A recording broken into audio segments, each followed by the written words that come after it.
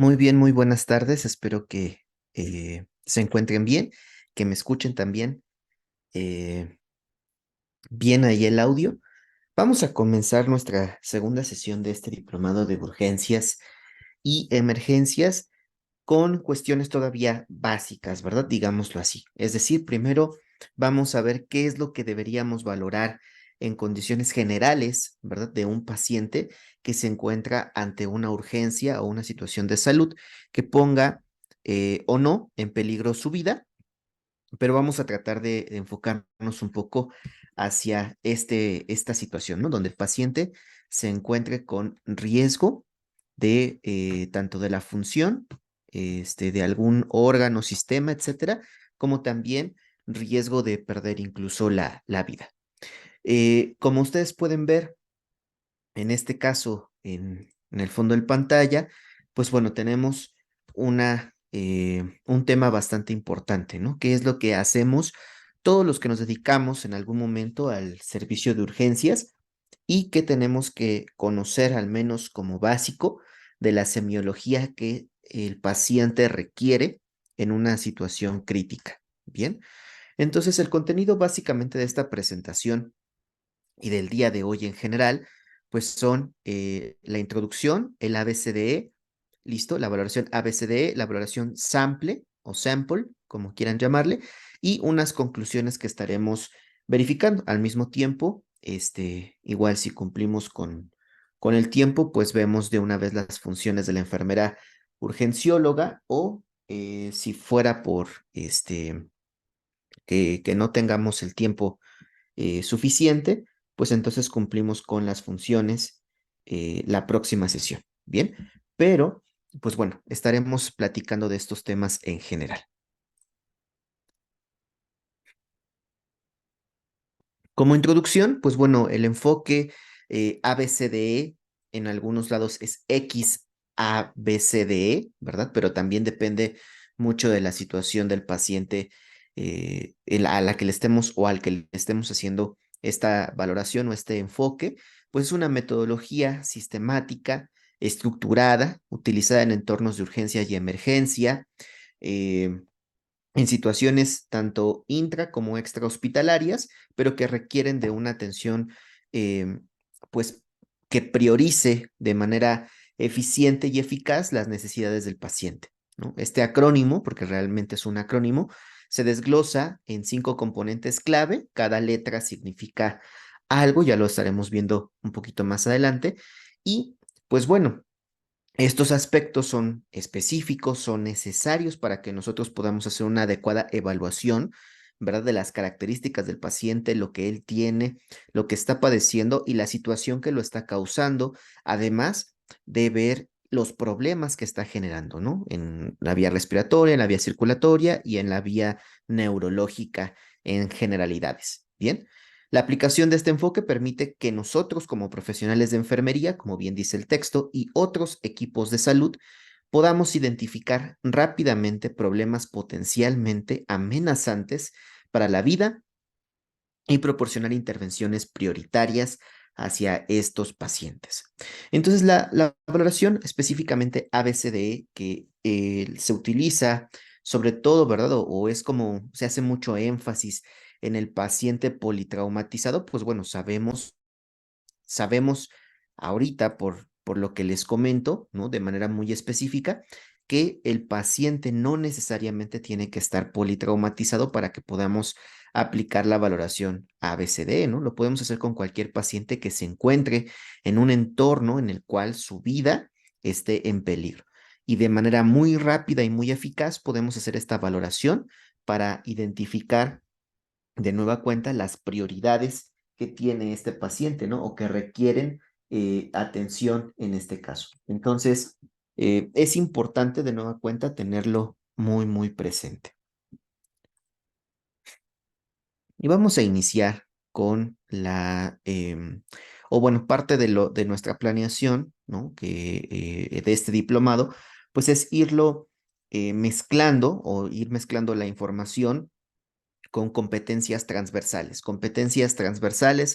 que, bueno, en un ámbito educativo básicamente nos sirven para que nosotros podamos interactuar con otro tipo de personal de salud, ¿verdad? Tanto en el caso, por ejemplo, de urgencias, pues obviamente con paramédicos, con otros compañeros de enfermería, con compañeros del área médica, ¿listo? En los cuales podamos, pues, tener una adecuada comunicación entre este grupo o este equipo de salud y podamos aprender unos de otros, ¿no?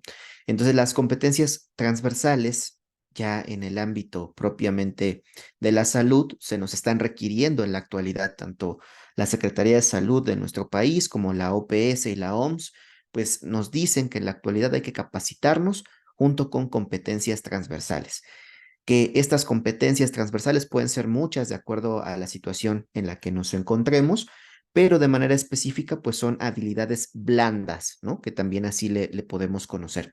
Son habilidades blandas que todos y cada uno de nosotros debería de tener, al menos, para hacer o llevar a cabo un adecuado cuidado enfermero, ¿no? Una adecuada administración de medicamentos, una adecuada capacitación continua, etcétera, para que nosotros tengamos la posibilidad de hacer escenarios, ¿verdad? Simulados y tener algunas otras situaciones. Sé que los entornos virtuales, sobre todo esta parte de los escenarios simulados, son un poco más complejos, pero bueno, vamos a tratar de, con las tecnologías que tenemos en la actualidad, poder hacer al menos un par de ejercicios durante este diplomado que sean de manera simulada. ¿Ok? Bien, bueno, continúo específicamente con las competencias transversales que se buscan desarrollar con la aplicación de las valoraciones ABCDE y la evaluación sample, listo, que nosotros hacemos con el paciente que está en el área de urgencias. La primera, pues, es desarrollar la comunicación efectiva, ¿no? Que dice, según vaya, hacia dónde está orientado es facilitar la obtención de información sobre dificultades respiratorias, cambios en el estado neurológico y permite informar de manera rápida y precisa sobre la condición del paciente. Esa es la comunicación efectiva que nosotros tendríamos que desarrollar al aplicar continuamente este tipo de valoraciones. Trabajar en equipo, ¿verdad? Porque la coordinación con los médicos, con otros enfermeros y el personal de apoyo es fundamental para asegurar una respuesta rápida y eficiente a las necesidades de nuestro paciente. La tercera competencia en este caso sería la toma de decisiones rápidas y priorización. Hay que aprender a jerarquizar y saber qué es lo más importante en nuestro paciente. En los entornos de urgencias, esta toma de decisiones rápida y precisa siempre va a ser esencial para abordar las amenazas para la vida de manera oportuna. Y a veces ni siquiera se necesita toda la experiencia del mundo o por el contrario, ¿verdad? Todo el conocimiento del mundo. Teniendo un adecuado criterio, un adecuado pensamiento crítico, pues va a ser mucho más sencillo que nosotros podamos llegar a este proceso, ¿no? De toma de decisiones. Empatía y habilidades interpersonales. La empatía en general, en casi todas nuestras clases lo vamos a estar mencionando, es una de las competencias transversales que más se solicita, ¿no? Como habilidad blanda. ¿Listo? Y pues bueno, en situaciones críticas, de manera muy específica, la empatía puede ser clave para manejar la ansiedad del paciente y también de sus familiares, contribuyendo a un entorno más colaborativo y de apoyo.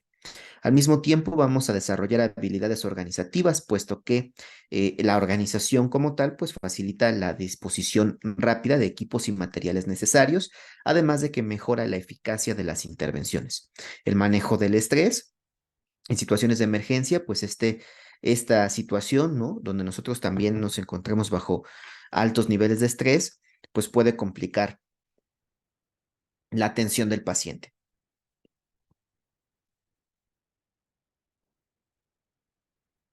Por lo cual, pues bueno, es fundamental mantener la concentración y proporcionar cuidado de calidad. Y por último, desarrollo profesional continuo.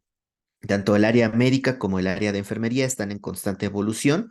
Lo sabemos, sobre todo, ¿no? En estos últimos tiempos en donde continuamente salen capacitaciones, continuamente salen cursos, continuamente salen videos, podcast, etcétera, de esta área de la salud propiamente y que, bueno, nos traen información continua todos los días, ¿no? Que nosotros podemos ir aprendiendo incluso sin la necesidad de leer todos los documentos, pues podemos ver o escuchar a personas que nos hablen de estos y tener pues una interpretación de los mismos. Bien, entonces eso es importante para nosotros en el área de la salud y son competencias que hay que aprender a desarrollar, pues poco a poco para que estemos en la vanguardia con nuestros pacientes. Y comenzando de manera muy específica ya con la valoración airway eh, o vía aérea en español, que es la A de todo este acrónimo, en general vamos a platicar, ¿verdad? De manera por orden alfabético y haremos algunas precisiones en su momento, ¿ok? Bien, la vía aérea. Primero, se valora y asegura la permeabilidad de la vía aérea para garantizar la oxigenación adecuada. Esta valoración, ¿no? A nosotros nos va a permitir poder visualizar si el paciente tuviera alguna obstrucción o algún compromiso de la vía aérea, ¿cierto? Entonces, de primera instancia, en muchas de las situaciones tenemos que valorar vía aérea. En algunas otras tenemos que modificar un poco, ¿verdad? Sobre todo en las que sean urgencias vitales, ¿verdad? Ahí tendríamos que modificar un poco porque es lo que se nos solicita por medio, por ejemplo, del American Heart, ¿no? Nos dicen, ok, sí está bien el ABCD, pero en este caso en específico, yo necesito que hagas CAB, ¿ok? O sea, circulación, vía aérea, respiración. ¿Listo?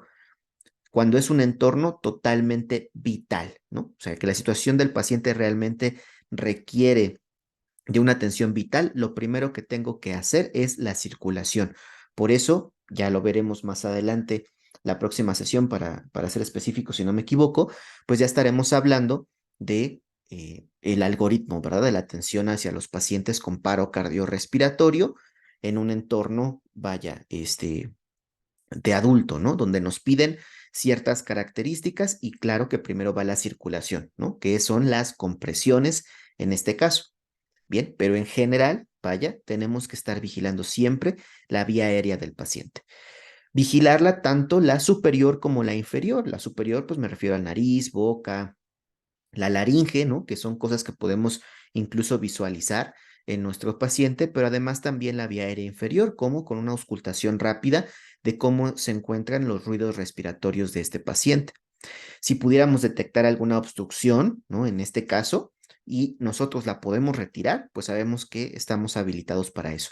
Si vemos la obstrucción, pero no estamos seguros que la podamos retirar, pues entonces no vamos a hacer la maniobra, ¿verdad? Porque podemos incluso hacer que este objeto o cuerpo extraño, pues viaje o descienda un poco más en la vía aérea y complique la situación del paciente. Bien, tendremos que ver si el paciente requiere ventilación mecánica, invasiva o no invasiva, y después de eso se puede colocar una cánula de traqueostomía, perdón, una cánula orotraqueal primero, ¿no? O una nasotraqueal, como podemos ver en esta imagen aquí, que es este dibujo que hicieron. Bien, puede ser orotraqueal o nasotraqueal, ¿verdad? Y además si esto no pudiera en realizarse, pues de inmediato una traqueostomía, ¿no? Lo antes posible para tratar de mantener esta vía aérea permeable y que pueda favorecer el primer proceso de fluir el aire, ¿no? Dentro de toda esta vía aérea, que es lo que se valora posterior en el siguiente paso.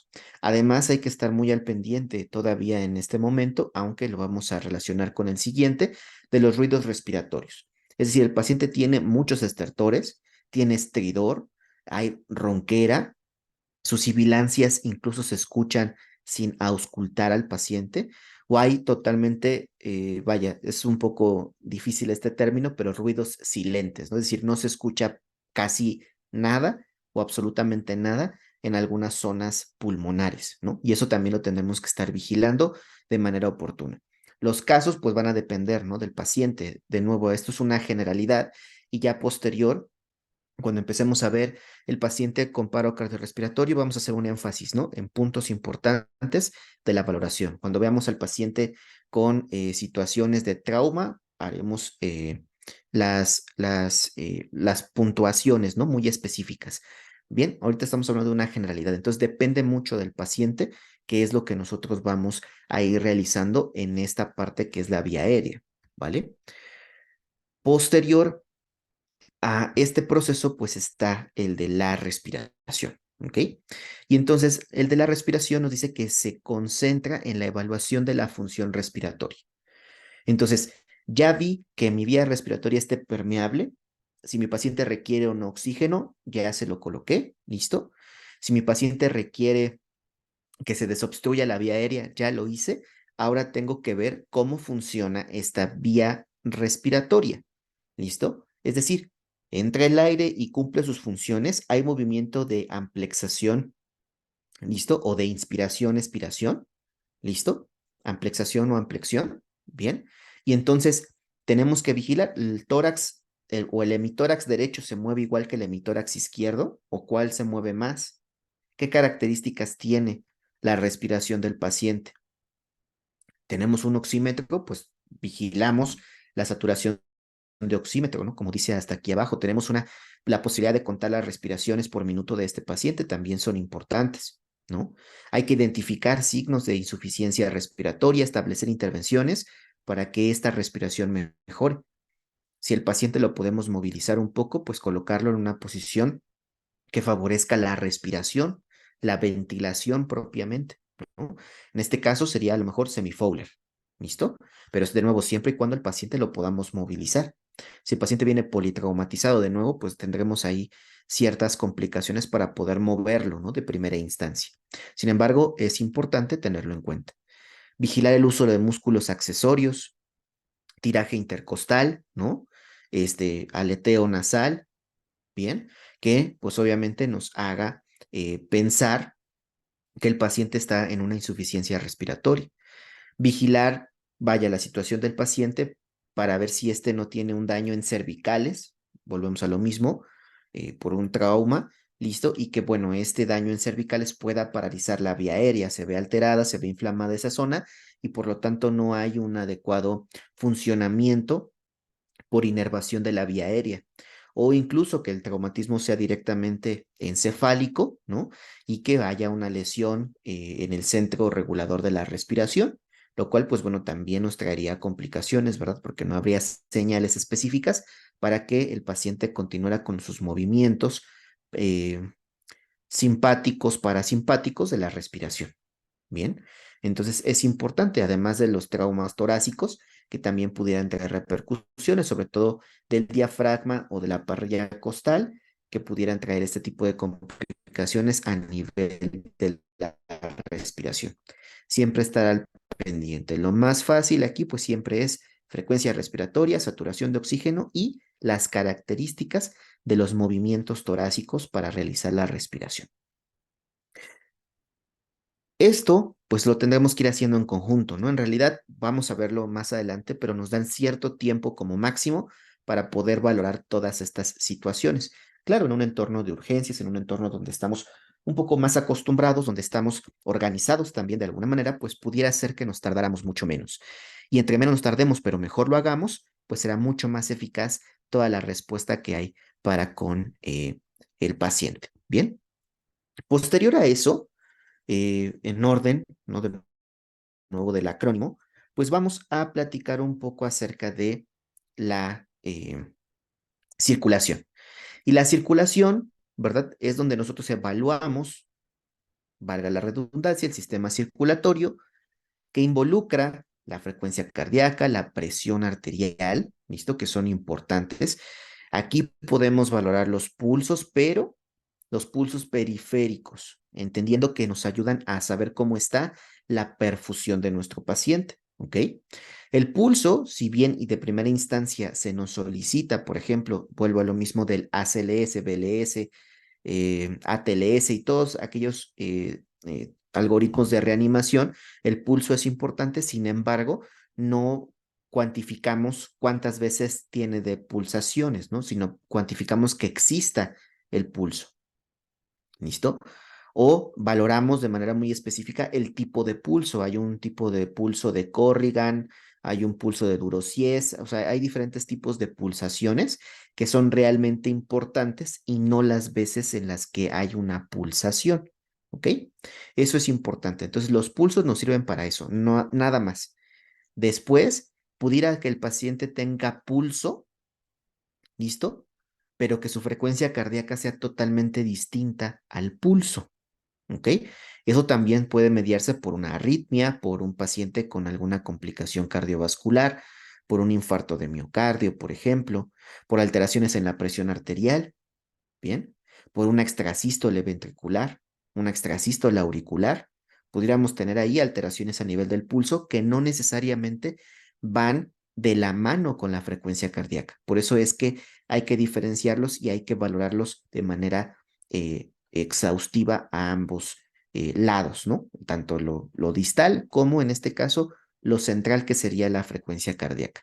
Además, vamos a estar verificando en la parte de circulación, pues la coloración de la piel, entendiendo que en este caso, cuando se ve afectada la circulación, pues tendremos a un paciente con cianosis, es decir, coloración moteada, morada o azulada en algunas partes del cuerpo, sobre todo a nivel peribucal, alrededor de nuestros labios, ¿listo? En la boca, y también a nivel de los lechos unguiales, en las uñas. Ahí es donde nosotros vamos a poder encontrar mucho más sencillo la cianosis. En cambio, la palidez sí la podemos encontrar a nivel generalizado, pero nos vamos a identificar mucho más en las mucosas. Cuando las mucosas están con palidez, eso nos habla de una hipoperfusión. ¿Cuáles? Pues obviamente podemos identificar en la boca y podemos identificarlo, ¿verdad? En la parte de nuestros globos oculares. Entonces, eso pudiera ser también muy importante. Además de que va a venir acompañado de un llenado capilar. Un llenado capilar que la técnica correcta es, si es en miembros superiores, le vas a solicitar al paciente que levante la mano o tú vas a levantar la mano del paciente, listo, y la vas a mantener ahí al menos durante 30 segundos. ¿Listo? Vas a hacer la prueba en ese momento que mantienes arriba la mano del paciente o el pie, en ambos casos siempre es hacia arriba. ¿Listo? Y vas a hacer la presión, la digitopresión. ¿Listo? Después de que hagas la digitopresión por 30 segundos, vas a soltar y vas a cuantificar cuántos segundos tarda en regresar a la coloración habitual esa pierna o ese pie, ¿verdad? Y eso nos habla de un llenado capilar correcto.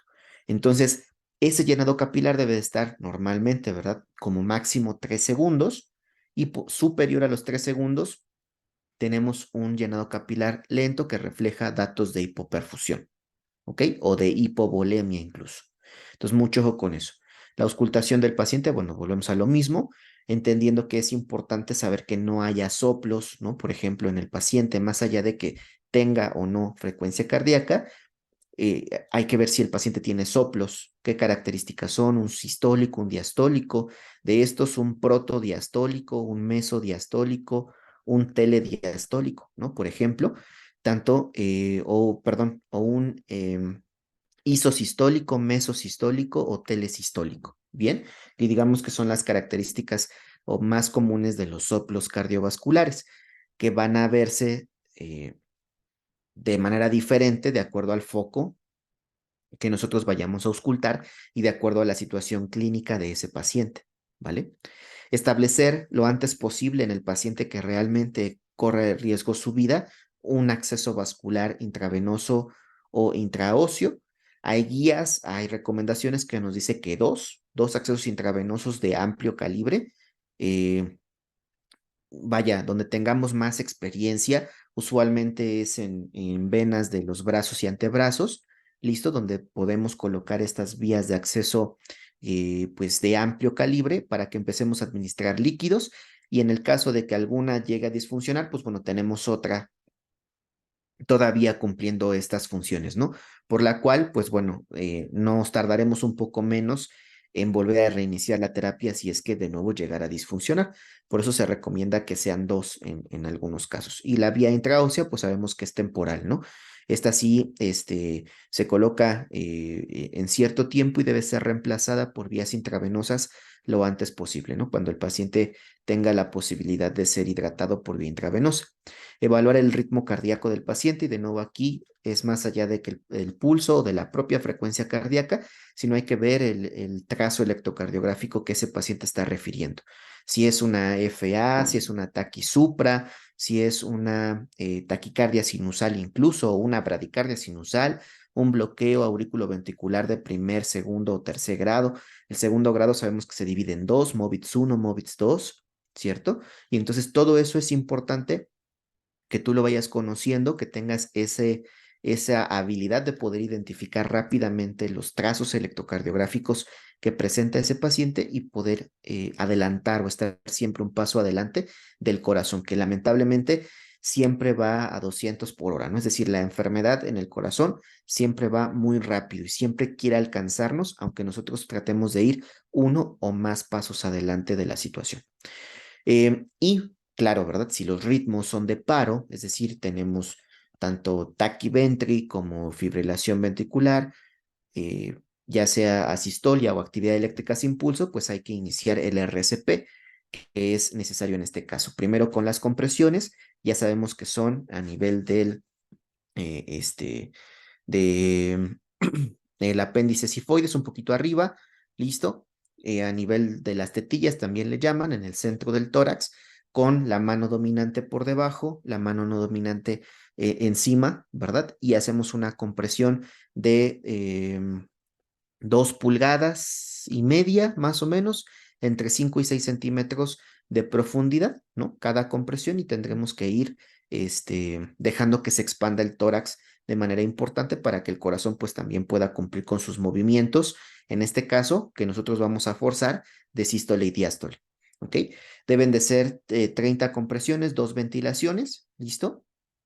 Eh, Le quito lo demás porque ya no es lo correcto. La AJA nos dice a partir de hace ya, pues, más o menos por ahí del 2015, 2016, nos dice que ya las compresiones tienen que ser de 100 a 120 por minuto. Entonces, lo que antes nos decían de 30 compresiones, 2 ventilaciones, 5 ciclos, 2 minutos, pues ya no cumple, ¿no? Porque 30 por 5 son 150 en 2 minutos. Ahora la AJA nos pide de 100 a 120 en 1 minuto. Entonces, son 30 compresiones, 2 ventilaciones, ¿listo? Deben ser 100 compresiones por cada minuto, al menos. Y para eso, pues bueno, históricamente se han utilizado canciones, ¿no? Por así decirlo, que nos ayudan a nosotros a poder identificar estos procesos. En la actualidad, pues bueno, ya existen otras canciones, ¿no? Que también están tratando de, pues, conectar un poco con la gente que se está capacitando ante esto y que practique de alguna manera con las canciones que les gustan, ¿no? Por ahí hay, Titi me preguntó, por ejemplo, de Bad Bunny, están canciones de Michael Jackson, hay canciones de Taylor Swift, hay canciones em, me parece que hay una de Adele, hay una de Rihanna o hay como tres de Rihanna más o menos. Bueno, pero hay diferentes canciones con las cuales se está tratando de que pues el personal de salud también más joven tenga esta, pueda estar, ¿no? Vaya, inmerso en este tipo de manejo. Pero bueno, aquí lo importante de nuevo, y regreso ya al tema específico del diplomado, pues es que si el paciente requiere RCP, entonces yo debo de acomodar el algoritmo, ¿no? Y es lo que les decía, circulación, vía aérea, respiración, en ese orden, ¿listo? Si el paciente está en paro cardiorrespiratorio, entonces circulación, vía aérea, respiración, ¿vale? Si el paciente no está con riesgo de paro cardiorrespiratorio, podemos continuar con el orden inicial, ¿no? Y de nuevo con la A, luego la B y así sucesivamente.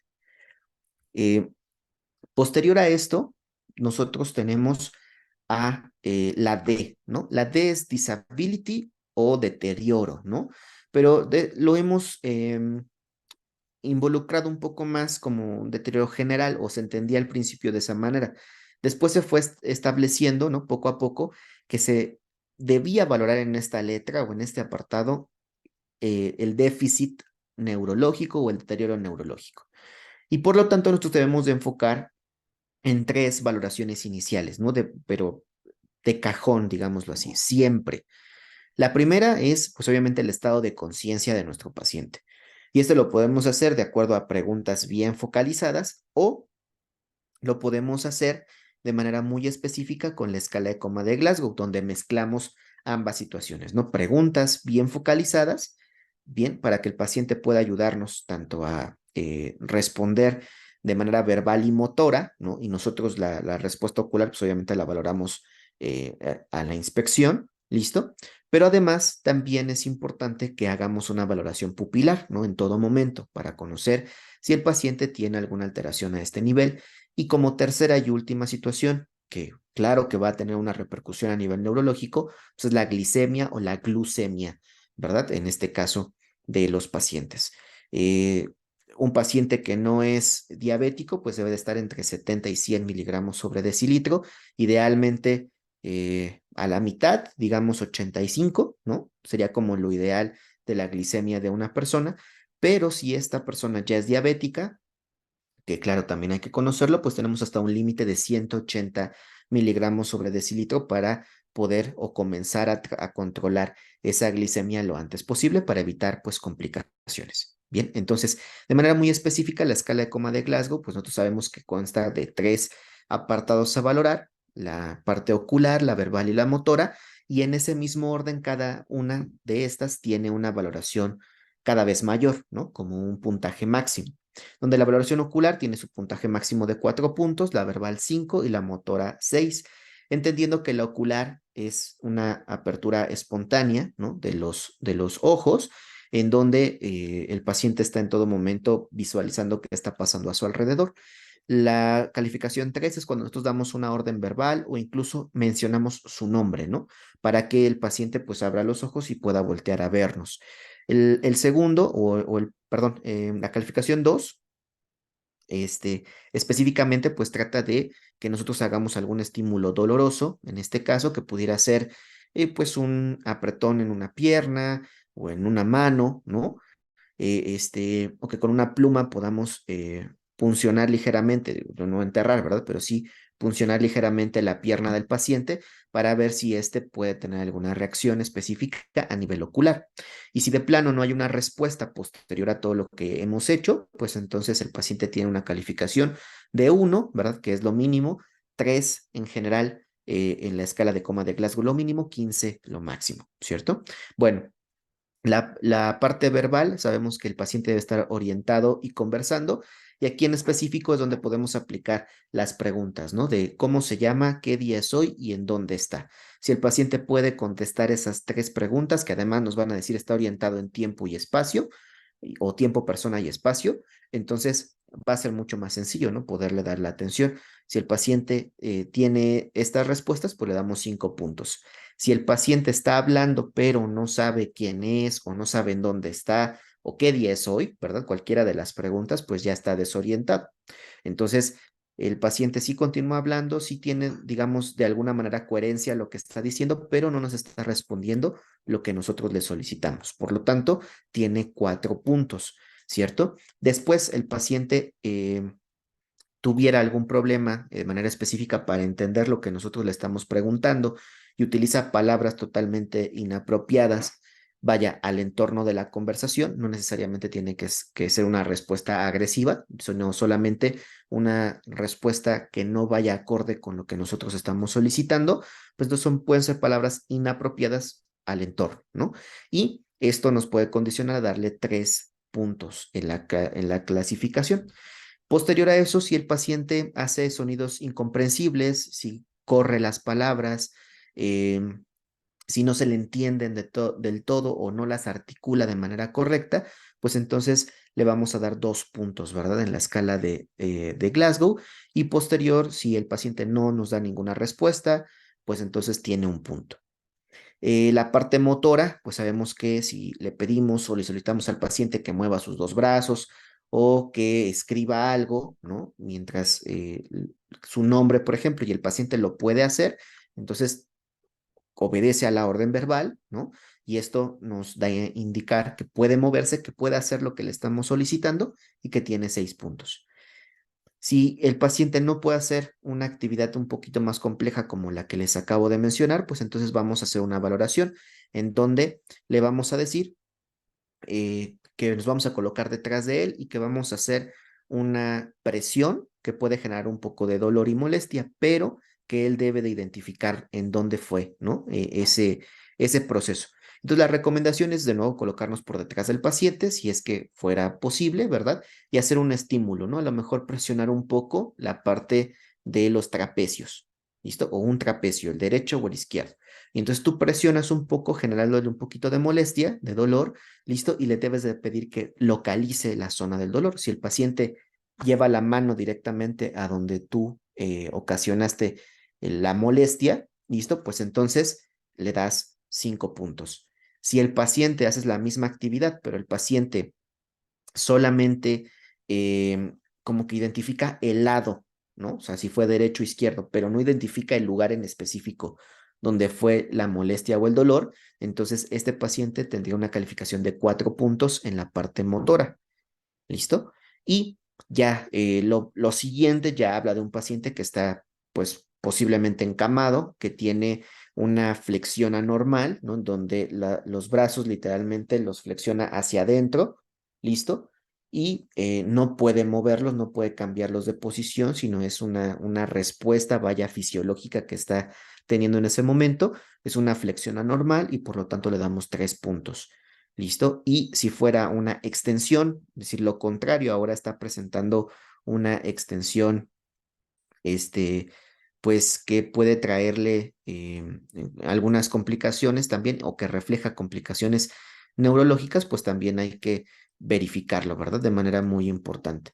Lo que conocemos de la flexión anormal, pues se llama decorticación, ¿verdad? Y lo que conocemos con la extensión anormal es una descerebración, lo cual pues nos habla de problemas neurológicos severos en estas personas.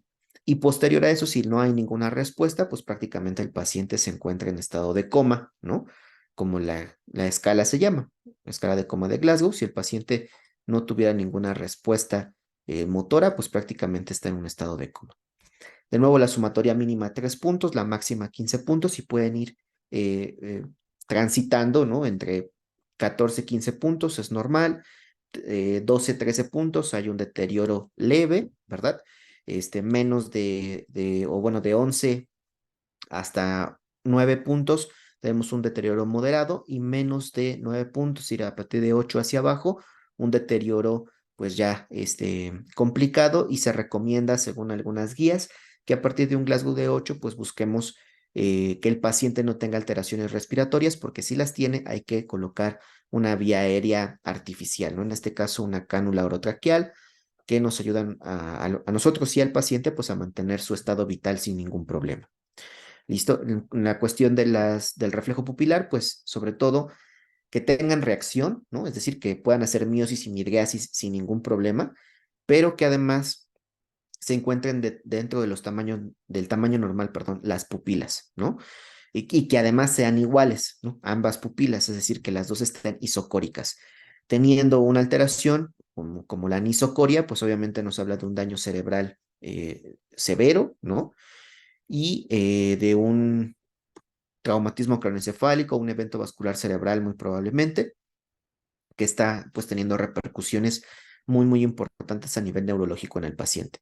Entonces recuerden que 2 milímetros de diámetro más o menos es lo que mide las pupilas y los cambios de luz pues deben de tener estas reacciones específicas. Bien. Es muy importante hacer esta valoración con todos nuestros pacientes en general, pero sobre todo con aquellos que llegan de primera instancia a urgencias y sobre todo a las áreas de trauma choque, ¿no? Por ejemplo, que le llaman así. ¿Listo? Posterior a eso tenemos la E de exposición y de entorno, ¿no? Pues en algunos casos nos hablan que hay que enfocarnos mucho hacia el entorno, pero en otros nos habla de que hay que enfocarnos mucho hacia la exposición, es decir, eh, el entorno se refiere pues a todo lo que hay alrededor del paciente que pudiera agravar su condición, ¿no? O que la pudiera mejorar, ¿listo? Entonces todo eso lo debemos de considerar siempre, sí. Pero la exposición es importante en este caso porque si el paciente llega en una ambulancia, etcétera, etcétera, y trae, no sé, chamarras, ropa, etcétera, pues hay que retirarla porque no sabemos qué hay debajo de la ropa, si hay lesiones que no vimos, si hay algunas condiciones que hayan pasado, ¿verdad? Durante a lo mejor el accidente, etcétera, que no estamos observando, o incluso, ¿verdad? Que la ropa no nos dejara conocer que hay alguna exposición, ¿no? De algún hueso, de algún órgano incluso, que pudiera ser relevante para la atención de la salud. Entonces, siempre es importante. Además, en esta parte hay bibliografía que nos dice que hay que verificar siempre si el paciente presenta dolor extremo, si tiene ansiedad, si tiene estrés, malestar en general o incluso estar al pendiente, muy al pendiente de la temperatura corporal. Recuerda que el paciente, sobre todo aquel que viene con heridas, con traumatismos, ya sean contusos, penetrantes o perforantes, etcétera, pues hay que estar vigilando de manera importante la temperatura corporal para evitar que evolucione a la hipotermia, ya que, pues bueno, nos favorece a la hipercoagulabilidad y a la acidosis. Y en conjunto, pues esa tríada es básicamente la que causa en muchas ocasiones la muerte de los pacientes de manera prematura. Entonces, mucho ojo con eso y siempre estar al pendiente de qué es lo que nosotros estamos valorando con este grupo de pacientes. Aquí, por ejemplo, en esta imagen, les pongo una parte, ¿no? Del dolor torácico. El dolor torácico, pues casi siempre lo asociamos a situaciones cardiovasculares, que además hay razón de que casi siempre lo asociemos a eso, ¿no? ¿Por qué? Porque, pues, la primera causa de muerte a nivel mundial es el infarto de miocardio. Entonces, si un paciente llega y te dice, me duele el tórax, pues lo primero que piensas probablemente es que se esté infartando, ¿no? Ahora, también hay que saber diferenciar del dolor torácico. Hay de diferentes tipos de dolor torácico, ¿no? Y vean, aquí, por ejemplo, dice, primero hay que descartar emergencias, ¿no? Y nos dice, piensa 4 más 2 más 2 según este esquemita, ¿no? Voy a acercar un poco. Y dice,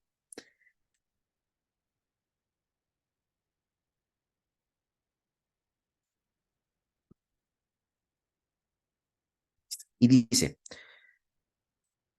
piensa 4 más 2 más 2, es decir, primero siempre piensa en lo cardíaco, pero después en lo pulmonar y después en lo esofágico, ¿no?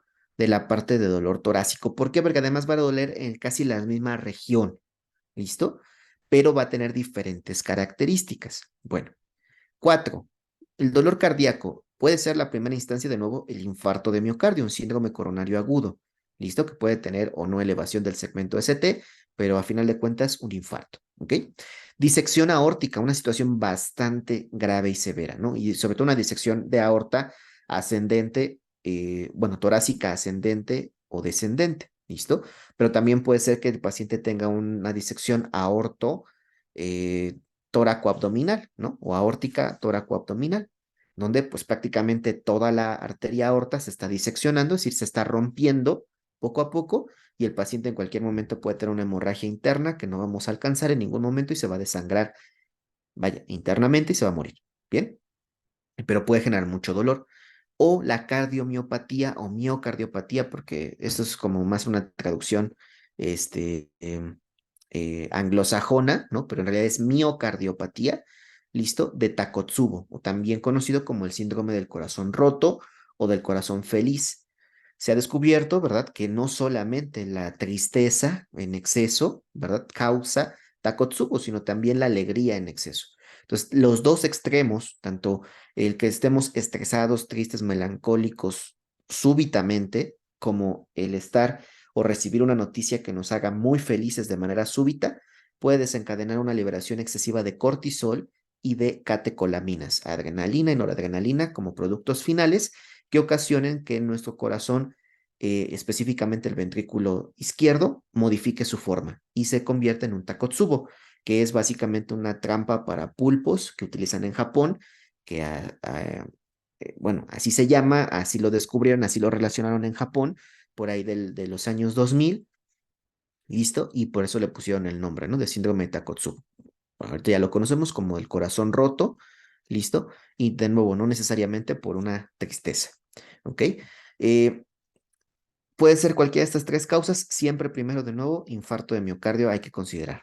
Luego, si no tiene ninguna de estas causas, hay que verificar si el paciente tiene neumotórax, porque el dolor del neumotórax también puede ser bastante intenso en algunas ocasiones, y o embolia pulmonar, ¿no? Y aquí vamos a descartar el neumotórax más grave, no el neumotórax a tensión, porque si bien el paciente va a tener mucho dolor, esa es una situación crítica que probablemente ponga en riesgo la vida del paciente y no nos va a alcanzar probablemente ni a decir que tiene dolor, ¿no? Pues eso también es importante. Pero en general el neumotórax, pues bueno, puede llegar a causar este problema. La embolia pulmonar, pues es básicamente una obstrucción crónica también, ¿no? De las arterias pulmonares que genera, en este caso, pues un dolor, una molestia a nivel pulmonar. Y por último, si no fuera tampoco de estas causas, pues hay que considerar la esofágica. Recuerda que el esófago inicia, ¿verdad?, al mismo nivel que la tráquea, para ser específicos, pero por la parte posterior, que es separada por la epiglotis, ¿verdad? Y la epiglotis cuando abre y cierra, hace movimientos para tapar de alguna manera la parte del esófago y hace movimientos para tapar la vía respiratoria según nuestras necesidades. Bueno, la parte esofágica, pues bueno, de nuevo, inicia en el cuello, ¿verdad? Vaya en la parte exterior, pero termina hasta por detrás del corazón. De hecho, incluso todavía pasa ligeramente el diafragma, ¿listo? Y esa pequeña parte que atraviesa el diafragma, pues se llama cardias, ¿no? Y que se une prácticamente al estómago. Entonces, todo eso puede llegar a tener algún problema de acidez, ruptura, impactación incluso que genere las molestias específicas como el dolor. Ahora, también los dolores son de diferentes características, ¿no? Usualmente el dolor tanto de la miocardiopatía de Takotsubo como del síndrome coronario agudo es un dolor opresivo. El paciente o muchos de los pacientes nos van a referir, ¿sabes qué? El dolor que tengo en el tórax es como si alguien me estuviera pisando, o sea, me estuviera apretando tan fuerte mi tórax que me duele. Bien, eso es un dolor de origen coronario, digámoslo así, y el síndrome de Takotsubo, por los cambios o las modificaciones que ocurren en el ventrículo izquierdo, puede llegar a generar un dolor muy parecido, ¿ok? En cambio, la disección aórtica es como si fuera un tipo de ardor, ¿ok? Para los pacientes y que va a ser no solamente, bueno, de nuevo, depende si es en la torácica ascendente o la torácica descendente, en este caso, pues dependerá la región específica del dolor, ¿cierto? Y en el caso de la embolia pulmonar, pues puede doler en uno o ambos lados, o puede doler en la espalda, ¿verdad? Bueno, en la parte posterior en el paciente. Y el neumotórax, pues en este caso del lado que esté ocurriendo el neumotórax, pues va a ser molesto para el paciente. Aunque también no es un dolor como tal opresivo, sino que es un dolor de características punzantes, ¿no? En estos casos. Y lo esofágico, pues igual puede ser una acidez, vaya un dolor, un ardor, por así decirlo, ¿no? Y también en el caso de impactación, pues pudiera ser una molestia punzante, ¿no? De características punzantes. Entonces también es importante diferenciar. Entonces nada más era así como un ejemplo, ¿no? De dónde tenemos que estar al pendiente con estos pacientes, que no son las causas, las únicas causas, ¿no? Estas son, como dice, las emergencias. Primero hay que descartar todo esto. Después, si ninguno de esto es, entonces vamos a las causas anatómicas, como dice, y entonces ver qué es lo que está pasando, ya sea superficial o visceral. Superficial es a nivel de la piel, ¿no? Para ser específico, y ver si el paciente tiene, por ejemplo, zóster, ¿no? Aquí se puso un herpes zóster a lo mejor y tiene problemas, ¿listo? Con la molestia de la piel, etcétera. Si es de origen nervioso, por una radiculopatía torácica, por ejemplo, o si es, por ejemplo, a nivel musculoesquelético, ¿no? Si es una costocondritis o una fractura de costilla, que también, claro que van a generar un dolor, ¿no? Eso es importante. Posterior a eso, tenemos que vigilar si es visceral, ya sea gastrointestinal, por un espasmo, por reflujo o por la presencia de úlceras acidopépticas, que a veces también eso es lo que confunde mucho a las personas o al personal de salud en la atención a los pacientes que se están infartando, ¿no? Y el paciente tiene dolor que se irradia hacia el epigastrio, ¿no?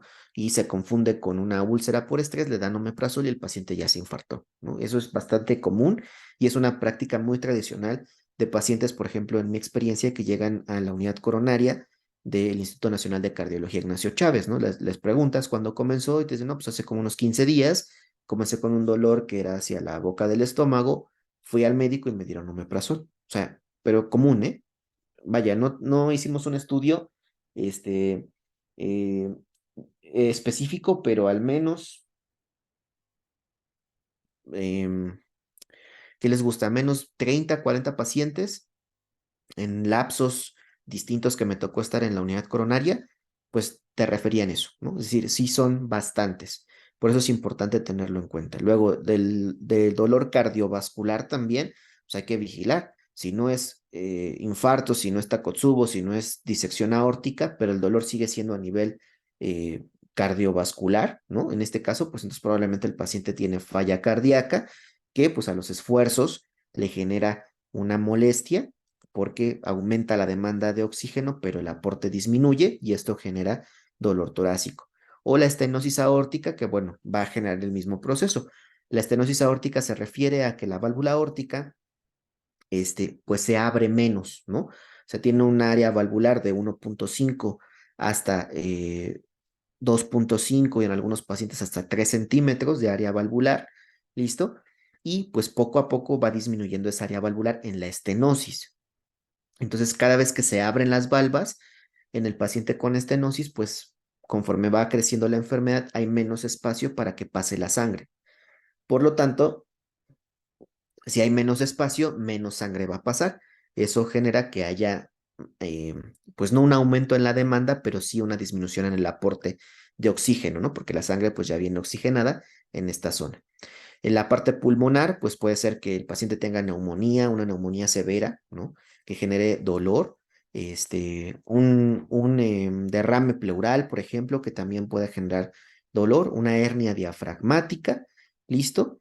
O en el mediastino, ¿no? Que nos ponen aquí, creo yo es un poco más complicado, la necrosis grasa, pero pues existe, ¿no? Y todo esto va a generar dolor torácico y múltiples situaciones clínicas más, ¿cierto? Entonces, siempre hay que estar al pendiente de lo que tiene el paciente y descartar primero, claro, todas las urgencias, ¿verdad? Que pudiera llegar a presentar y posterior a eso, pues ya darle la atención específica a cada uno de estos. Entonces, ABCDE más o menos se valora así, ¿no? En términos generales. Eh, Voy a mencionarles una conclusión. Primero, les mostramos de nuevo en términos generales qué es lo que hacemos y vamos a ver un video. Bien. Eh, Como conclusiones, pues bueno, la valoración ABCDE se caracteriza por su enfoque secuencial y la rapidez con la que se lleva a cabo. Este enfoque sistemático es esencial para que nosotros, como profesionales de la salud y específicamente del área de enfermería, podamos priorizar las intervenciones, ¿no? De manera efectiva, especialmente en situaciones críticas donde pues nosotros somos un factor junto con el tiempo para salvar la vida de los pacientes. Aplicar este método con nuestros diferentes colaboradores, tanto del área de enfermería como del área de la salud, pues van a permitir no solo identificar, ¿no? Las situaciones, sino también abordar rápidamente las amenazas para la vida y también establecer bases para la continua monitorización y tratamiento del paciente en el entorno de urgencias. Sabemos muchas veces, sobre todo quienes estén laborando en hospitales públicos, pues que los servicios de urgencias a veces hay ocasiones que están totalmente llenos, ¿no? Y no cabe ni un alma más. Hay pacientes en los pasillos, hay pacientes que ocupan las bancas, vaya de reposo, hay pacientes que tenemos incluso en los triage, ¿no? Hay pacientes que tenemos de pie sosteniendo su suero ellos mismos, que están en las sillas de ruedas, que están en las camillas, que están en las camillas internas, digámoslo así, ya del servicio de urgencias, que además el paciente está grave, pero la terapia intensiva también está lleno, entonces ahí se va a quedar, porque además en piso no hay camas, ¿no? Y a veces tenemos una saturación excesiva de pacientes y esto dificulta un poco llevar a cabo pues todos los procesos, ¿no? Y a veces vamos muy rápido y vamos a una velocidad que no es lo correcto o lo que debería de ser. Bien, por ahí hay un artículo, me parece que el año pasado, de un periódico, donde dice que la atención en urgencias, por ejemplo, en el IMSS promedio, o sea, el tiempo, tarda 57 minutos, más o menos en promedio por paciente. Bien, entonces, digo, el tiempo es bastante amplio, ¿no? Pero entendiendo, bueno, lo comparan con un hospital privado. En un hospital privado le dan creo que 12 o de entre 12 y 15 minutos el promedio, pero también entendiendo pues la gravedad de las urgencias que llegan a cada institución, ¿no? A un hospital privado y a un hospital del IMSS, por ejemplo, en la Ciudad de México, donde pues pueden llegar traumatizados, politraumatizados, traumatismo craneoencefálico, infarto de miocardio, paro cardiorrespiratorio con problemas pulmonares, ¿listo? Todos graves a un área de trauma choque que hay que atender lo antes posible, ¿no? Además llega el paciente que fue, víctima de un asalto, ¿no? Que le dieron una herida de bala en las rodillas, por ejemplo, porque se resistió al asalto y bueno, llega con una fractura, y tiene que pasar a los servicios de ortopedia y traumatología para que traten de hacer una reconstrucción, ¿no? En este caso. Bueno, todo eso hay que tenerlo en cuenta, ¿no? Es importante que también nosotros empecemos a vigilar todos estos aspectos para tratar de mejorar de manera constante junto con nuestras instituciones de salud. Bien, el ABCDE pues puede ser una forma muy, muy sencilla, ¿no? Y bueno, esto es de nuevo, ¿no? Lo que tenemos que hacer. Vía aérea y control cervical, en este caso, porque si el paciente está politraumatizado o tiene traumatismo craneoencefálico, pues se prefiere movilizar lo menos posible y entonces se tiene que dar una estabilización cervical, como con un collarín que le llamamos, pero rígido, ¿no? Que no permita que el paciente tenga realmente movimiento cervical. Verificar la inconsciencia o conciencia del paciente, comenzar el RCP si precisa, ¿no? O sea, aquí seguimos manteniendo ABC, pero de nuevo RCP si precisa de manera importante. Y también ver y verificar la obstrucción de la vía aérea, ¿no? Si esta la tenemos que desobstruir o si debemos de mantenerla permeable, ¿no? Si no hay alguna obstrucción específica. En cuanto a la ventilación o respiración, breathing, bien, hay que administrar oxígeno en todos los casos que sea necesario, claro, previo a tener una saturación de oxígeno del paciente y la frecuencia respiratoria del mismo para saber si éste tiene datos o no de insuficiencia respiratoria. Eh, a esto aunado a el uso de músculos accesorios, ¿listo? Y la detección de lesiones torácicas potencialmente letales, hay que identificarlas lo antes posible, puesto que nos va a permitir poder mejorar la atención de nuestro paciente. La C de circulación, el control de las hemorragias, ¿no? En el caso de ya una situación de urgencia, vigilar signos de shock, pulsos, frecuencia cardíaca, presión arterial, llenado capilar, periférico, ¿no? En este caso, el todo que hemos platicado, y la colocación de los accesos venosos periféricos, que son importantes. Denme 2 segunditos y continuamos con la sesión.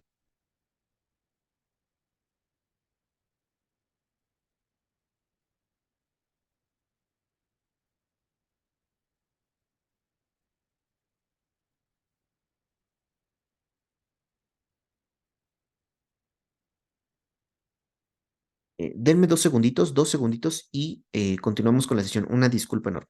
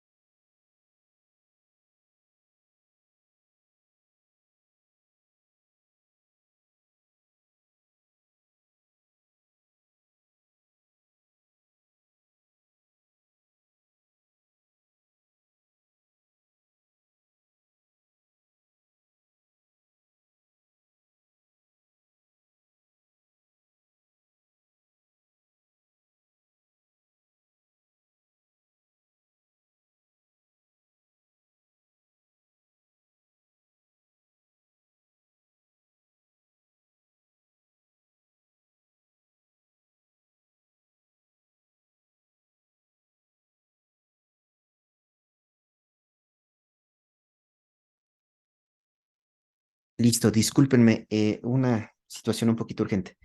Em, Bueno, como les decía y les comentaba, la vía de acceso venoso periférico, que es importante, pues para manejar al paciente que está sufriendo, por ejemplo, de hemorragias o de pérdida de volumen, importante un paciente quemado, ¿no? Gran quemado, por ejemplo. Entonces siempre es importante tener una vía venosa o una vía intraósea lo antes posible para que éste pueda mejorar su estado clínico y evitar que los datos de choque pues incrementen o aparezcan incluso. Entonces es importante tenerlo en cuenta y en consideración.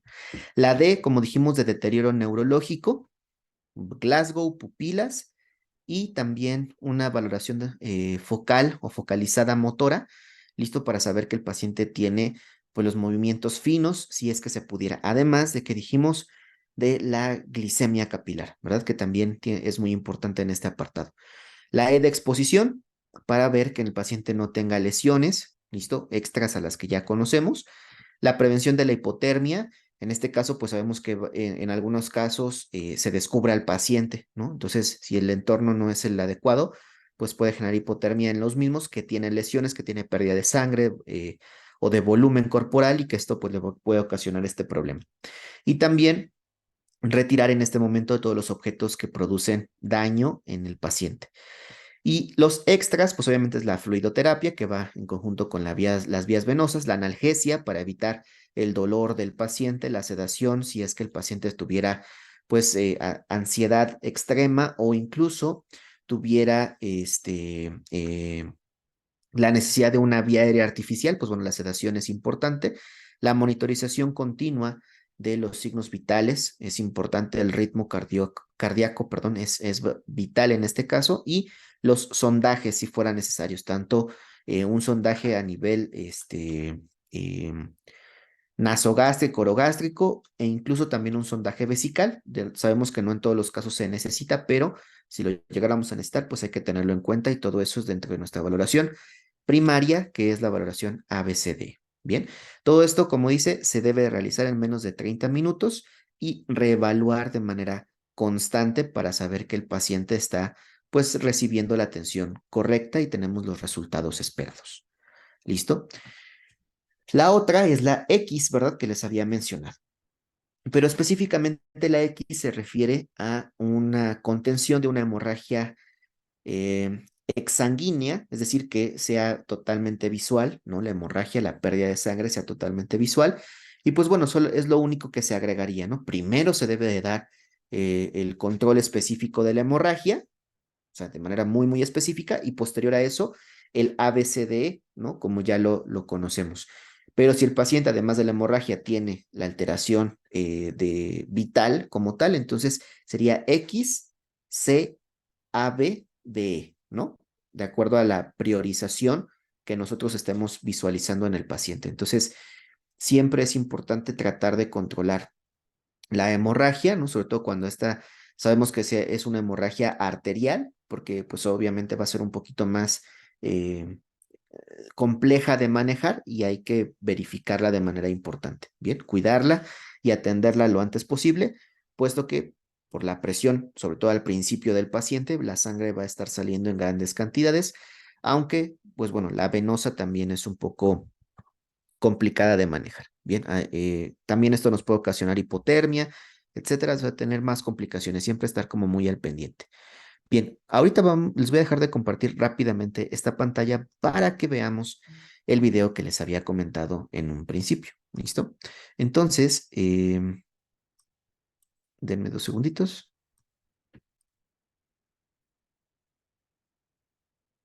Ok, vamos primero a ver este que dice evaluación del ATLS. Este video es de el canal de urgencias, de entrenamiento en áreas críticas, perdón, entrenamiento en áreas críticas del doctor Zamarrón. A lo mejor muchos de ustedes ya siguen sus redes sociales y han visto su contenido, pero la verdad es que es bastante nutricio, ¿no? Lo vamos a compartir con ustedes para que lo tengan ahí Entonces tenemos presente. nuestro famosísimo ABCD. Algo antes de empezar esto, por ahí hay mucha controversia que cuál es, que si es ABCD o es XABCD. Pues bueno, ahí mismo en el ATLS nos marca una zona ya casi hasta el final, donde viene material complementario, donde nos habla de la ATLS OE, que se refiere a la zona de combate.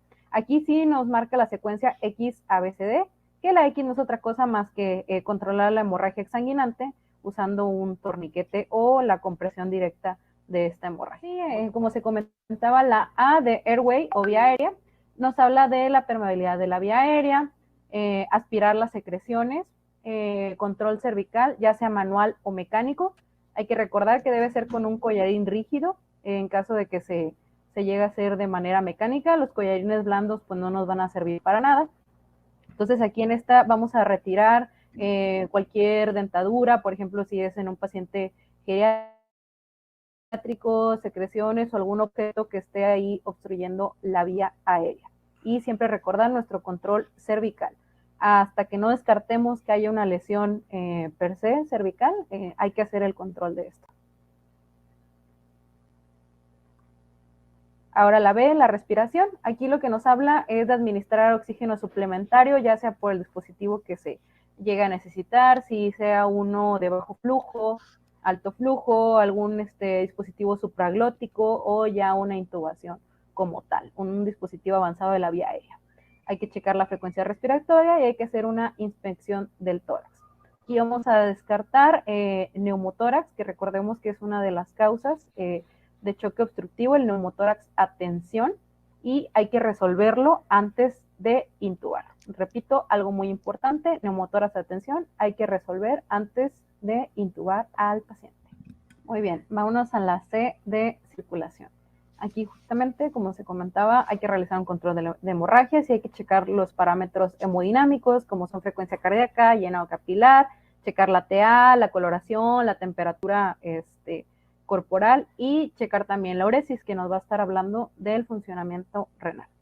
Asimismo, hay que hacer una reposición de las pérdidas, ya sea con cristaloides y o hemoderivados, y en su capítulo respectivo de shock vamos a ver qué tipo de cristaloide es el indicado, a qué temperatura deben de estar los líquidos, cuándo se considera un protocolo de transfusión masiva, qué tipo de hemoderivados vamos a poner, ya sea si tenemos pruebas cruzadas o no tenemos, etcétera. Eso lo vamos a ver más adelante.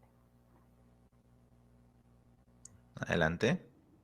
Muy bien, en la D del déficit neurológico, entonces aquí vamos a evaluar la escala de coma de Glasgow y aventándome el gol. Recordemos que aquí el doctor Eder tiene un video muy bueno de cómo evaluar esta escala. Por ahí si tienen alguna duda o como quiera, vayan a verlo. Siempre se puede aprender algo nuevo. Vayan a checar el video. Y también los reflejos pupilares para ver cómo está neurológicamente nuestro paciente. Recordemos que aquí no tenemos TAC ni nada de eso porque pues ya son cosas un poco más finas. Aquí lo que queremos checar inmediatamente pues es el Glasgow y los reflejos pupilares. En la exposición hay que exponer a nuestro paciente, hay que retirarle todas sus prendas para hacer una búsqueda intencionada de lesiones ocultas. Asimismo, pues también evaluar en la parte posterior en la espalda, ya que a veces puede tener ahí lesiones que no son visibles en primera instancia, y a la hora de que nosotros estamos exponiendo a nuestro paciente, pues le podemos condicionar una disminución de la temperatura. Entonces también hay que hacer un control de la temperatura para evitar la hipotermia. Recordemos que la hipotermia es parte de la triada letal que nosotros tratamos de que no suceda a nuestro paciente. Por aquí la tenemos. Recordemos la triada letal: acidosis, coagulopatía e hipotermia, que estas se van a perpetuar y van a ser como un círculo vicioso, el cual nos puede llevar a la muerte de nuestro paciente. Hay algo bien importante que debemos recordar, que es todo esto que estamos haciendo es para identificar posibles causas que comprometan la vida de nuestros pacientes. Esta evaluación es rápida, es primaria, se tienen que hacer cuando se encuentra el politrauma para después ir resolviendo en una revisión secundaria que ahorita vamos a estar también describiendo.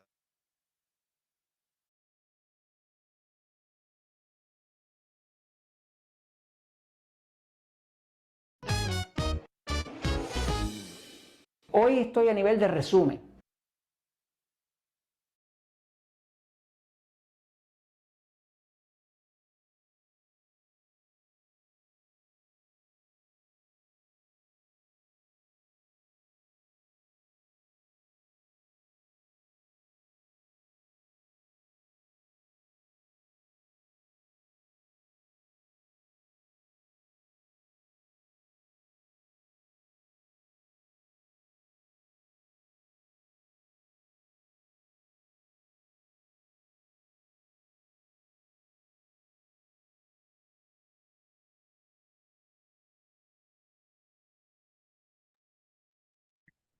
Bien, bueno, como o lo que nos decía el video, lo simplificaron mucho, ¿no? Lo que hemos platicado. Y les voy a compartir también, lo tengo abierto, pero está un poquito largo el video, pero se los voy a compartir ahí en la plataforma de Classroom. em, de manera muy específica, el video de la escala de coma de Glasgow que nos recomiendan ahí, que pues realmente sí la explica bastante bien, bastante entendible, para que lo tengan ahí, pues es otra opinión, es otra voz experta, ¿no? Que nos da una especificación de cómo valorar la escala de coma de Glasgow, ¿vale? Bueno, por lo pronto, y continuando de manera muy específica con nuestros temas, pues vamos a hablar de la valoración sample, ¿ok? La valoración sample o sample o de otra manera conocida, ya lo veremos más adelante, es una herramienta estructurada utilizada en el ámbito de urgencias para obtener información clave sobre la historia clínica del paciente. Incluso esta valoración sample también es utilizada en entornos muy parecidos o complementarios a la ABCD, ¿no? Siempre y cuando, pues bueno, el paciente cuente con el estado de conciencia suficiente para podernos dar las respuestas acerca de esta valoración. ¿Listo? Y como ven, bueno, en las imágenes lo vamos a ir explicando poco a poco, pues consta de, en este caso, de la letra S, que es signos y síntomas, la A de alergias, la M de medicamentos, ahí me regreso, perdón, la M de medicamentos, la P de patologías previas, la L de last lunch, o lo que significa pues la última comida, ¿no? Del paciente, y la E de eventos previos, ¿no? Esta pues básicamente está en inglés, ¿no? Y ya traducido al español, pues bueno, es fácil, vaya, poderla traducir, sin embargo, pues bueno, la mnemotecnia como tal está en inglés. ¿Ok? En la parte de signos y síntomas, pues es que nosotros debemos de obtener la información suficiente sobre los síntomas actuales, de nuevo como el dolor, que es fundamental, la respiración o las alteraciones respiratorias, si el paciente, por ejemplo, aquí no dice mareo, si tiene algún otro dato clínico de importancia, bien, identificar las quejas y síntomas predominantes de este paciente para que lo podamos orientar de manera específica hacia nuestra valoración, ¿no? Determinar la urgencia de la intervención, ya sea de farmacológica o de una intervención solamente de cuidado de prevención. Bien, eso es importante. Por ejemplo, aquí en esta imagen, que es un, una publicación, una infografía de de Médica Sur, ¿listo? Nos dice, bueno, estos son síntomas de urgencia, ¿no? Por ejemplo, dolor de cabeza, dolor abdominal, dolor de pecho y datos de infección. Esos son síntomas de urgencia, ¿no? Dolor de cabeza, ¿por qué? Pues bueno, este puede estar acompañado de fiebre, dolor de cuello, rigidez, de convulsiones, de confusión o incluso de pérdida del habla, ¿no? Dolor del oído, por ejemplo, que pueden estar acompañados con la cefalea y entonces son datos de urgencia. Bien. Dolor abdominal, que este puede ser intenso en la parte inferior o superior derecha, podría indicar un problema de apéndice o de vesícula, ¿no? Ambos casos del lado derecho, tanto superior e inferior respectivamente, y que requieran tratamiento inmediato, ¿no? Usualmente quirúrgico, ya en la actualidad pues se puede hacer por abordajes mínimamente invasivos, listo, pero que a final de cuentas es un tratamiento quirúrgico. Dolor de pecho, en este caso acompañado de falta de aliento o de aire, disminución de tolerancia a la actividad, sudoración, listo, dolor que irradia hacia el cuello, mandíbula o los brazos, pues eso no es una urgencia, ¿no? Eso es una emergencia en específico. Aquí están describiendo el dolor precordial, ¿no? El famoso dolor del síndrome coronario agudo. Un dolor con falta de aire, con disminución de la tolerancia a la actividad, que además estamos diaforéticos y que se irradia hacia el cuello, mandíbula o brazos, respectivamente, ¿no? Eso es una emergencia, no es una urgencia, ¿ok? Y la infección, fiebre alta o lo contrario, una hipotermia, calos fríos, delirio, erupción en la piel, por ejemplo, infecciones graves, pues que incluso el paciente ya pudiera llegar con los diagnósticos de sepsis, ¿verdad? O con una neumonía severa, o con una meningitis o una peritonitis, ¿listo? Por cualquier situación en específico, pues bueno, todo eso son urgencias y emergencias respectivamente y hay que atender a los pacientes lo antes posible, ¿no? Pero, pues bueno, son algunas de las situaciones que se nos pueden llegar a presentar en este proceso. En cuanto a perdón, me salté una. Ajá. En cuanto a las alergias, investigar y registrar cualquier alergia conocida del paciente, ya sea a alimentos, medicamentos o sustancias ambientales. ¿Listo? Eh, pues aquí sí es importante, ¿no? Saber que el paciente tenga, sobre todo, y de manera muy específica en el ámbito hospitalario, pues a alimentos y a medicamentos, ¿cierto? Porque, bueno, igual a lo mejor a los que son a contacto cutáneo, como el látex, ¿listo? Conocer alimentos, medicamentos y en este caso al látex para saber si son alérgicos, para que, bueno, se pueda dar la atención específica con estos pacientes, ¿no? Es importante conocerlo en cuanto a los alimentos también, porque pues muchas veces los alimentos en el ámbito hospitalario son muy rígidos, ¿no? Entonces, a veces, si no informamos que son alérgicos, por ejemplo, al pescado, o que son alérgicos a, supongamos que alguien es alérgico a las calabazas, ¿no? O a alguna verdura en específico que se le estén dando de manera muy constante, pues entonces le podemos ocasionar problemas, ¿no? A este paciente. Y siempre tener en cuenta, pues, todos estos procesos para evitar complicaciones, reacciones alérgicas, alergénicas o incluso hasta anafilácticas que pudieran traerle pues complicaciones clínicas a este paciente, ¿no? Tenerlo mucho en cuenta. La parte de la M de medicamentos, ¿listo? Que aquí hay que recopilar de manera muy específica la información sobre los medicamentos que el paciente toma regularmente. Y a veces esto es la parte más compleja porque, es que tomo una pastillita de color verde y una de color rosa.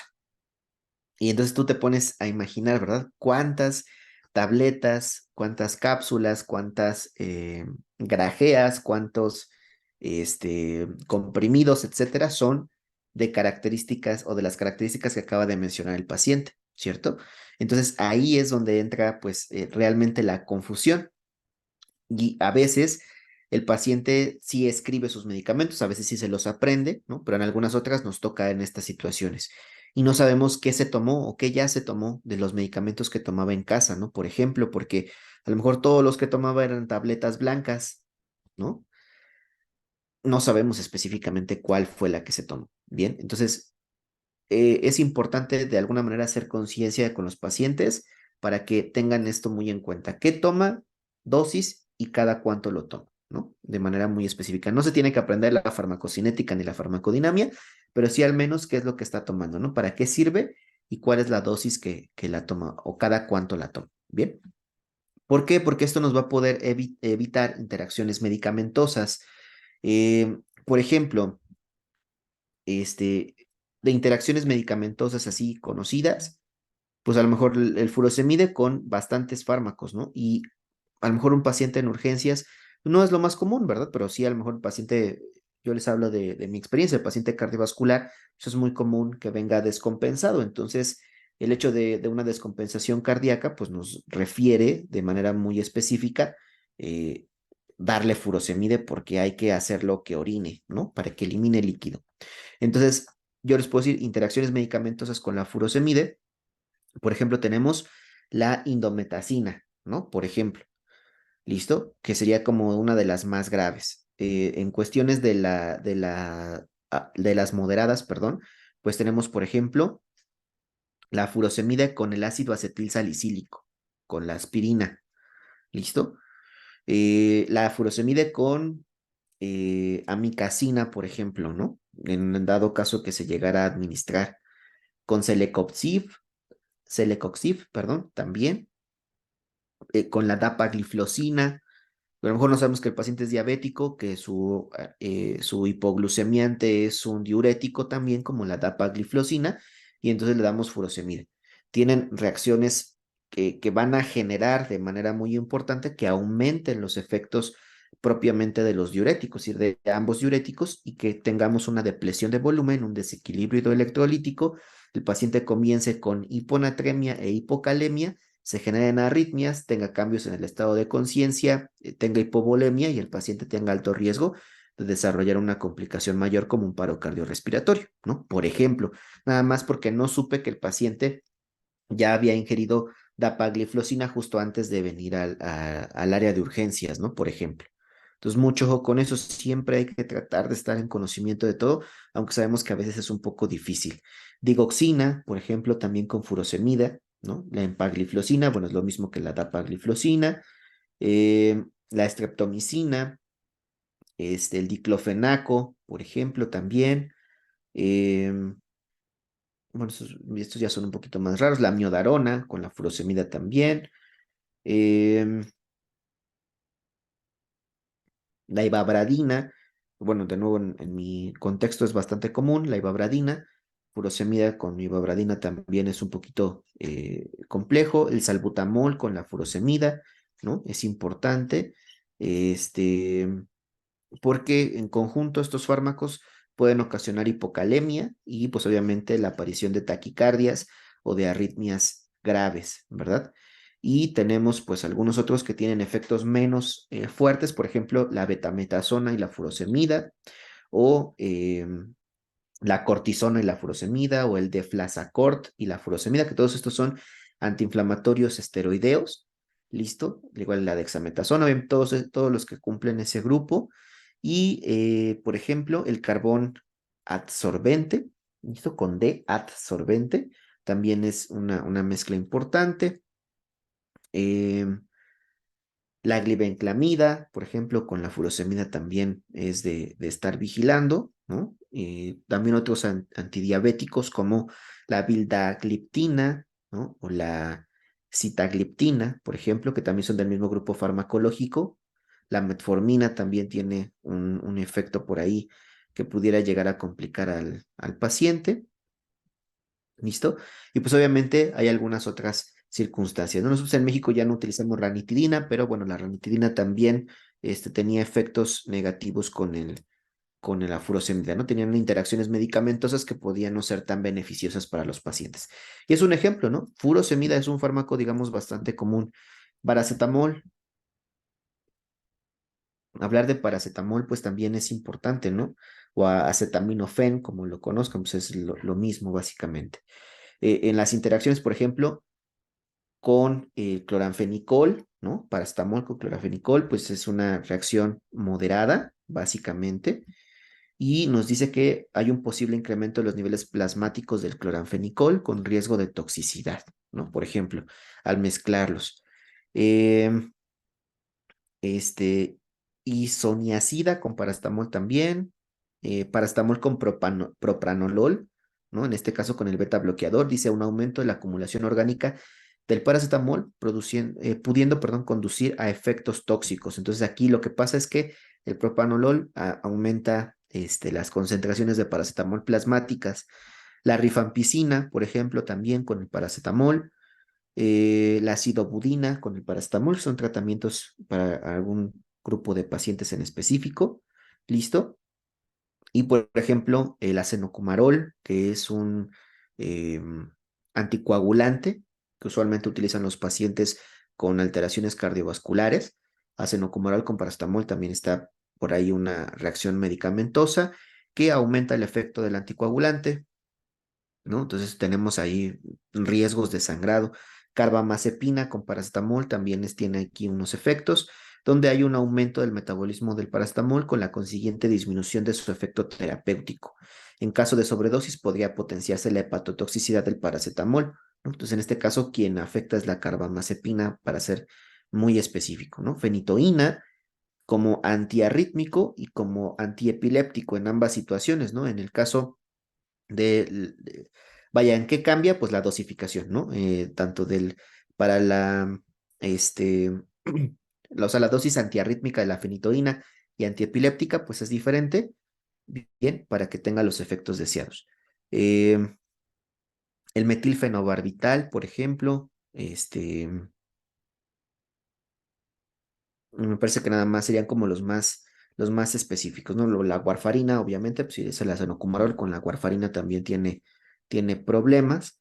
Y pues bueno, son algunas situaciones que al menos tenemos que conocer, fármacos que utilizamos de manera muy constante, ¿no? Con los pacientes. Ni se diga, por ejemplo, si el paciente es hipertenso y de base toma IECAS, ¿no? Por ejemplo, ¿qué les gusta? Enalapril, ¿no? Doy otro ejemplo, enalapril.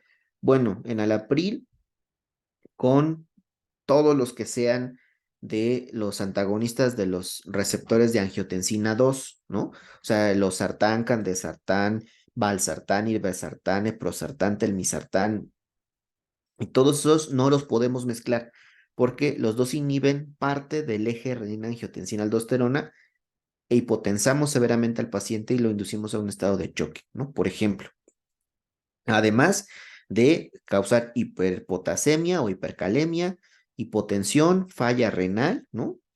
Así como de primera instancia, combinando estos fármacos, al igual que la lisquiren, que es un inhibidor de la renina, listo, también actúa, digamos, en la misma cadena, entonces potencia los efectos antihipertensivos. Y por ejemplo, el enalapril con la indometacina o con la rifampicina también tienen efectos de interacciones medicamentosas. Por ejemplo, con la rifampicina, posible pérdida con un porcentaje muy alto del efecto antihipertensivo de los IECAS. Entonces, la rifampicina inhibe al IECA, ¿no? Por ejemplo. Y en el caso de que les dije la indometacina, ¿no? La indometacina dice posible disminución del efecto antihipertensivo con riesgo de pérdida de control de la presión arterial durante tratamientos prolongados con el AINE, en este caso la indometacina. La combinación de un IECA o un ARA con un AINE puede aumentar el riesgo de hipercalemia y de insuficiencia renal. ¿Listo? Entonces tiene esos efectos, por ejemplo, así que están en semáforo rojo, ¿no? En semáforo amarillo pudiéramos decir que con la aspirina también, con el alteplasa, que es un fibrinolítico, por ejemplo, con la clomipramina, con el fosfato de aluminio, con el silicato de aluminio, ¿verdad? También con el parecoxib, con el diclofenaco, vaya, con los AINES en general, con el ibuprofeno, sobre todo a nivel cardiovascular, que así, usualmente así es como en los pacientes cardiovasculares, a veces quitamos mucho paracetamol para cambiarlo por ibuprofeno, pero pues bueno, tiene también sus repercusiones, ¿no? Con la heparina también, un posible incremento de los niveles de potasio y de arritmias graves. Em, Me parece que nada más, ¿no? Y en este caso, pues con el alopurinol, por ejemplo, ya son un poquito menos graves las interacciones, pero ahí están con alopurinol, perdón, que es un fármaco que nos ayuda a, pues tratar de controlar ciertos niveles en sangre, ¿verdad? De ácido úrico, por ejemplo. Entonces, tenerlo ahí como en cuenta. La bumetanida, que en este caso es un diurético de asa, y esto también tiene ahí algunas reacciones. La dexametasona, la insulina, entonces siempre tener como muy en cuenta los riesgos-beneficios para con los pacientes, ¿no? Son, digamos, 3 ejemplos de fármacos que podemos utilizar de manera muy importante y constante y que, pues bueno, hay que estar al pendiente siempre de las interacciones medicamentosas que éstas pudieran tener con el tratamiento actual del paciente. Tenemos también la historia médica pasada o el historial médico o clínico del paciente, pues es importante que podamos identificar sus antecedentes relevantes como enfermedades crónicas, hipertensión, diabetes, lupus, cáncer, o alguna otra alteración, cirugías previas, bien, y sobre todo si son recientes, de 3 meses o menos, o problemas de salud significativos. ¿Listo? Alguna situación, una condición de VIH, este, o de alguna otra situación, vaya que pudiera ser bastante comprometedora para el paciente. Proporciona contexto sobre la historia clínica del paciente y puede influir en la evaluación, aquí me falta una letra, disculpen, y el plan de tratamiento y de cuidados, ¿no? Entonces, es importante que también conozcamos esto, ¿no? Pero a lo mejor ya tiene una base de tratamiento, hay que ir sobre esa base, no hay que cambiarlo al 100%, ¿no? Es la recomendación, es ve, analiza, modifica algunas cosas o aumenta dosificaciones, etcétera, para volver a controlar la situación clínica del paciente. Posterior a eso ya tendrás el tiempo suficiente, en el caso, por ejemplo, de nuestros compañeros del área médica, para poder eh, modificar la prescripción o alguna situación de manera muy, muy específica en cuanto a los fármacos, ¿no? Pero por lo pronto, ve con lo que el paciente ya tiene contacto para que la dosis pues sea más efectiva, ¿no? Lo que vamos a realizar. Recuerda que a veces hay fármacos, algunos, sobre todo los que son vía oral, que necesitan tiempo para que cumplan, digamos, su impregnación, ¿no? Por ejemplo, los antihipertensivos, para que tenga el efecto ya deseado, pues al menos deben estar 10 días, de 10 a 14 días con la ingesta de estos medicamentos de manera continua para que tengan ya un efecto estabilizador. Mientras, pues a lo mejor sí le baja ahorita la presión arterial, pero a las 3 4 horas la presión arterial va a estar de nuevo en condiciones previas, ¿no? A la administración del fármaco. Entonces, es importante que lo tengamos en cuenta. Además de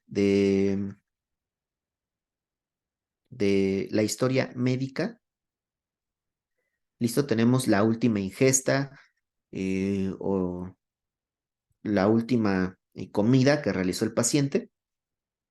Es importante conocerlo, sobre todo en aquellos pacientes que tengan riesgos elevados, ¿no? De sufrir alguna aspiración o broncoaspiración. Entonces es importante también conocerlo, ¿no? ¿Qué fue lo que comió? Y también ingirió, ¿no? Ya sea de líquidos o alimentos, las características específicas de estos, y para saber si también el paciente pues requiere procedimientos invasivos, pues a lo mejor postergarlos un poco si es que no fuera tan una situación tan urgente, ¿no? Sino postergar a lo mejor un par de horas más los procedimientos porque pues el paciente corre menos riesgo en ese tiempo de padecer alguna complicación. Siempre es importante conocer toda esta parte. Y los eventos precipitantes. Ahí aquí no se vio la imagen. Bueno, los eventos precipitantes. Recopilar información sobre los eventos o circunstancias que llevaron al paciente a buscar atención médica y ayudar a comprender la naturaleza y la causa de la presentación actual del paciente, así facilitando la toma de decisiones. Hay que ver qué fue lo que pasó. Estuvo en una situación de estrés, estuvo en un accidente automovilístico, estuvo en perdió su trabajo, por ejemplo, ¿no? O sea, ¿qué es lo que está pasando en este momento que le está generando tanto el estrés psicológico como físico, ¿no? Al paciente y que está desencadenando toda esta gama de sintomatología que ahorita lo está llevando a un hospital, a un servicio de urgencias para que sea atendido. ¿Listo? Entonces hay que tratar de alguna manera de ayudarle a resolver estos problemas para que el paciente se sienta más confortable, tenga menos estrés, menos ansiedad ante estas situaciones y pueda afrontar mejor su enfermedad. Bien, para que, pues bueno, de nuevo sea más sencillo para el paciente poder interactuar de esta manera. Por ejemplo, si un paciente llega a urgencias con dolor torácico, ¿no? Solo así, dolor torácico en general, la evaluación sample podía incluir preguntas sobre la calidad del dolor, ¿no? Del 0 al 10, cuánto le da usted a ese dolor, ¿listo? La duración, dónde empezó, con qué aumentó, con qué se quita, ¿listo? ¿Tomó algún medicamento para el dolor? Y esto debe ser muy sincero, ¿no? Si tomó un AINE o tomó algún fármaco un poco más fuerte para el dolor, entonces siempre debe ser importante. Si es alérgico, tanto a alimentos como medicamentos o algún dispositivo.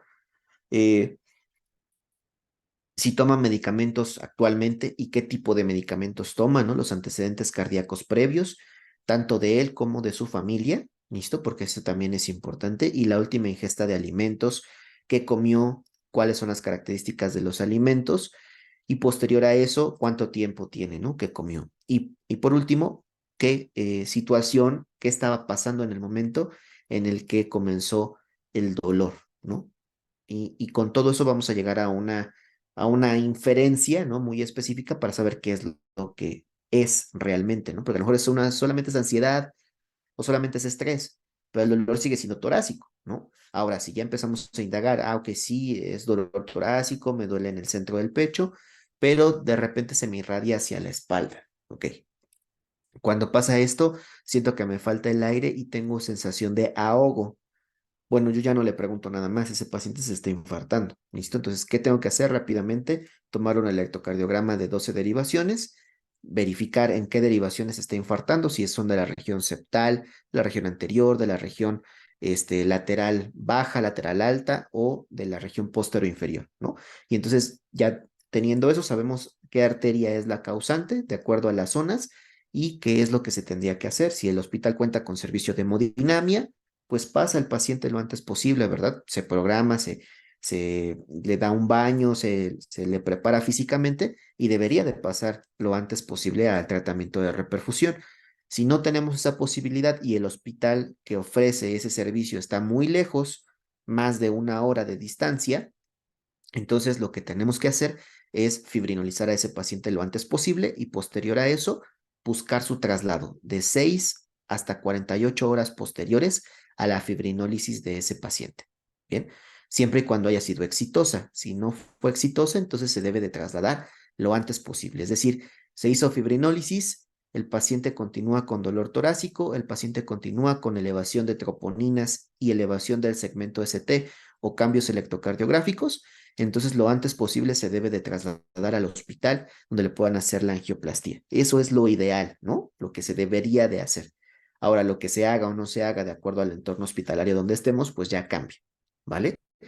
Pero sí es bien importante que tengamos eso en cuenta, ¿no? Ya ni siquiera le pregunto qué fue lo que comió previo a esto, ¿listo? O sea, sí va a ser importante, pero ya lo dejamos de una secuencia secundaria, ¿no? Ahorita lo que me importa es salvarle la vida a este paciente de manera inmediata. Entonces, mucho ojo con esto, ¿no? Hay que aplicarlo de manera correcta. Ustedes tendrán más experiencia que su servidor, pues quiero suponer en el área de urgencias y por eso es que están, pues capacitándose continuamente, ¿no? Como conclusión, la valoración sample proporciona un marco completo para obtener información relevante y rápida sobre la situación clínica del paciente en situaciones de urgencia. Al integrar esta herramienta en la evaluación inicial, los profesionales de enfermería y otros proveedores de atención pueden tomar decisiones informadas y brindar cuidados más efectivos y seguros para nuestros pacientes. De nuevo, al combinarlas de alguna manera, es decir, nos vamos directamente a la sintomatología del paciente con el ABCDE, ¿listo? Pero además estamos tomando en cuenta sample que nos puede dar datos específicos, ¿no?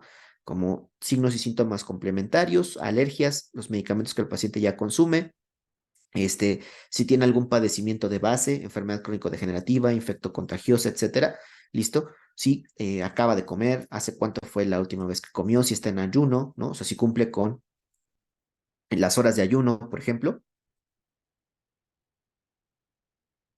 Y también si hay algún proceso que está ocurriendo durante el padecimiento de la enfermedad, ¿bien? O sea, durante la exacerbación de los datos clínicos. Eso es muy importante.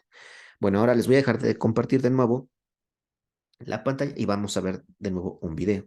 ¿Listo? Denme 2 segunditos en lo que se los puedo compartir.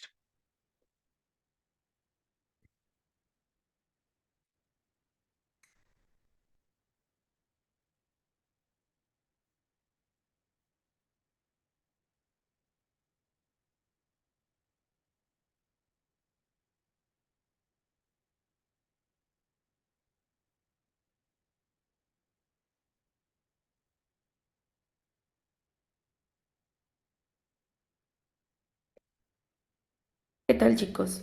El día de hoy vamos a ver un video más acerca de los primeros auxilios. En este vamos a abordar el tema de evaluación primaria y secundaria. ¿Qué es la evaluación primaria? Pues es una evaluación inicial que nos va a ayudar a identificar lesiones o condiciones que pueden poner en peligro la vida de un paciente. Esta debe ser rápida y debe de ser eficaz. Y la vamos a aplicar en pacientes en quienes se ha demostrado que están inconscientes. Para realizar esta evaluación se utiliza la mnemotecnia CAP.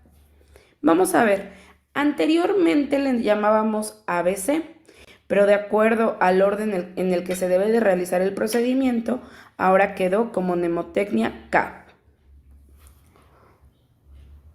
La C quiere decir circulación.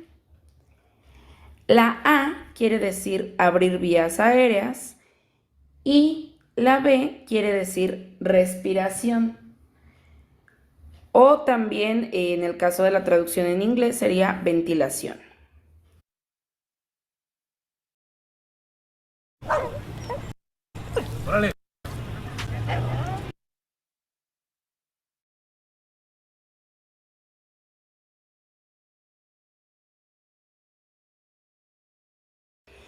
En la C, tenemos que determinar la presencia de signos de circulación, por ejemplo, el pulso, la coloración de la piel, si es que está pálido o cianótico, la temperatura corporal y revisar si presenta hemorragias evidentes. Es lo principal que tenemos que evaluar, ¿sale? Nosotros tenemos que buscar el pulso del paciente y al mismo tiempo estamos visualizando cómo es que es su coloración de piel y podemos también a la palpación conocer su temperatura corporal. Obviamente no exacta, pero bueno, nos vamos dando una idea. Luego tenemos la A. En la A nos dice que la vía aérea debe de estar abierta y sin riesgo de obstrucción. Vamos a abrir la boca en busca de algo que pueda obstruir la vía aérea. Si es que hay algo que esté a nuestro alcance, lo retiramos haciendo un gancho con el dedo índice. En caso de no haber nada, vamos a realizar la técnica de inclinación de la cabeza, que son las que vemos aquí. La posición neutra es como encontramos al paciente, ¿sale? La maniobra frente-mentón, bajamos la frente del paciente hasta que toque la superficie donde se encuentra y elevamos el mentón para que de esta manera circule mejor el aire. Y la otra es la maniobra de tracción mandibular, como lo vemos en la imagen. Nos colocamos en la parte de la cabeza del paciente y con las dos manos tomamos la mandíbula y la elevamos, con la finalidad de permitir una mejor entrada y salida de aire. Y en la B, vamos a evaluar la ventilación, esté presente o no, ¿sale? Tenemos que ver si es que la hay.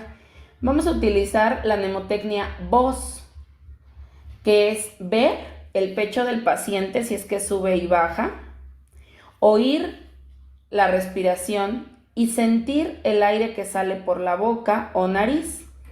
Hay que determinar si respira por sí solo, con qué frecuencia y qué tan profundas van a ser estas respiraciones.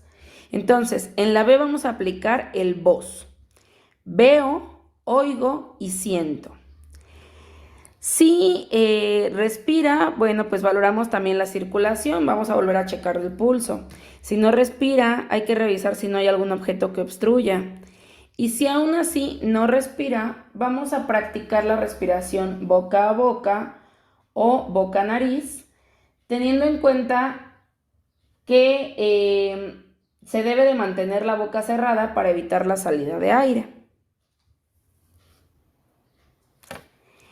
Ahora, también tenemos en la valoración primaria, no nada más es el CAB, tenemos la D y la E. En la D nos habla de una evaluación neurológica. Vamos a valorar la conciencia mediante la escala de coma de Glasgow.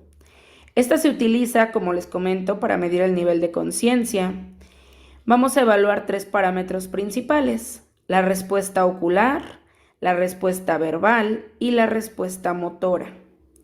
En base a ello, por debajo de los 7 puntos, hablamos que el paciente está en coma. Por debajo de 8 puntos, tal vez sea necesaria una intubación.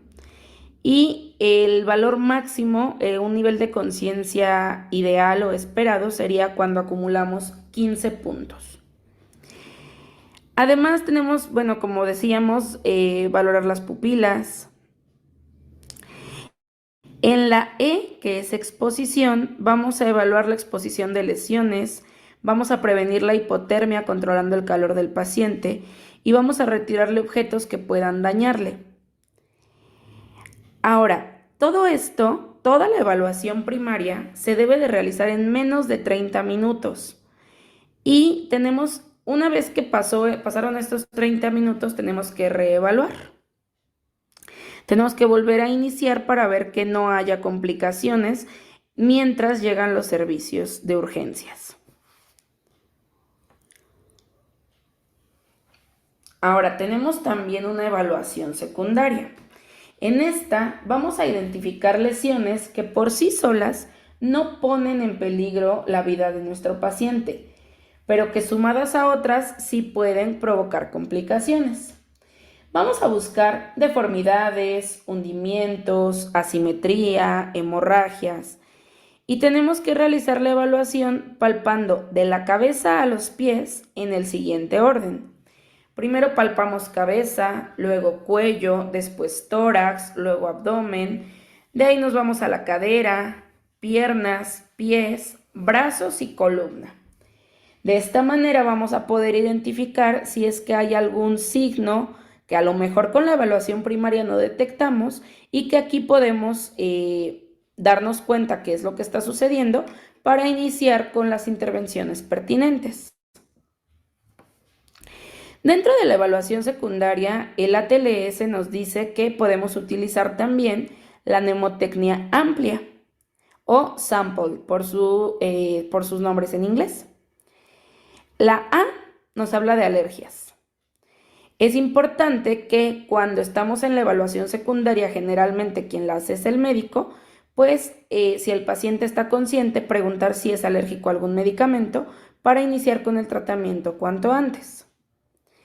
Se le tiene que preguntar si es que hubo un consumo previo de medicamentos para saber si las causas de su problema actual vienen derivadas de un consumo de medicamentos.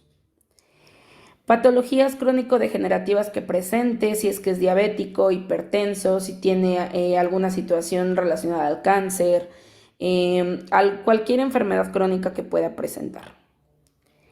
En libaciones vamos a preguntar si es que consume alcohol y también vamos a preguntar cuál fue su último alimento y a qué horas fue, porque si por ejemplo el paciente está por una alergia o por un shock anafiláctico, pues puede venir también por la comida. Y la A son los antecedentes previos. ¿Qué pasó antes del accidente? ¿Dónde se encontraba? ¿Qué estaba haciendo? Si tuvo algún signo y síntoma que provocara el accidente. Eso también se lo tenemos que preguntar.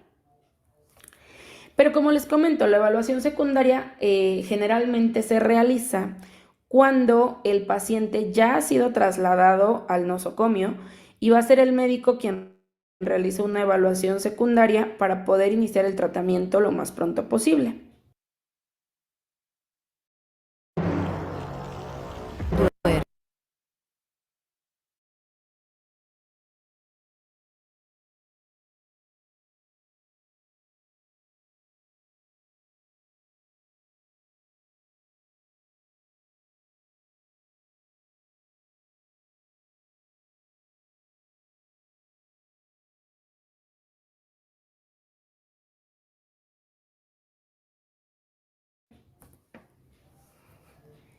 Ahora, muy importante conocer el reflejo de las pupilas.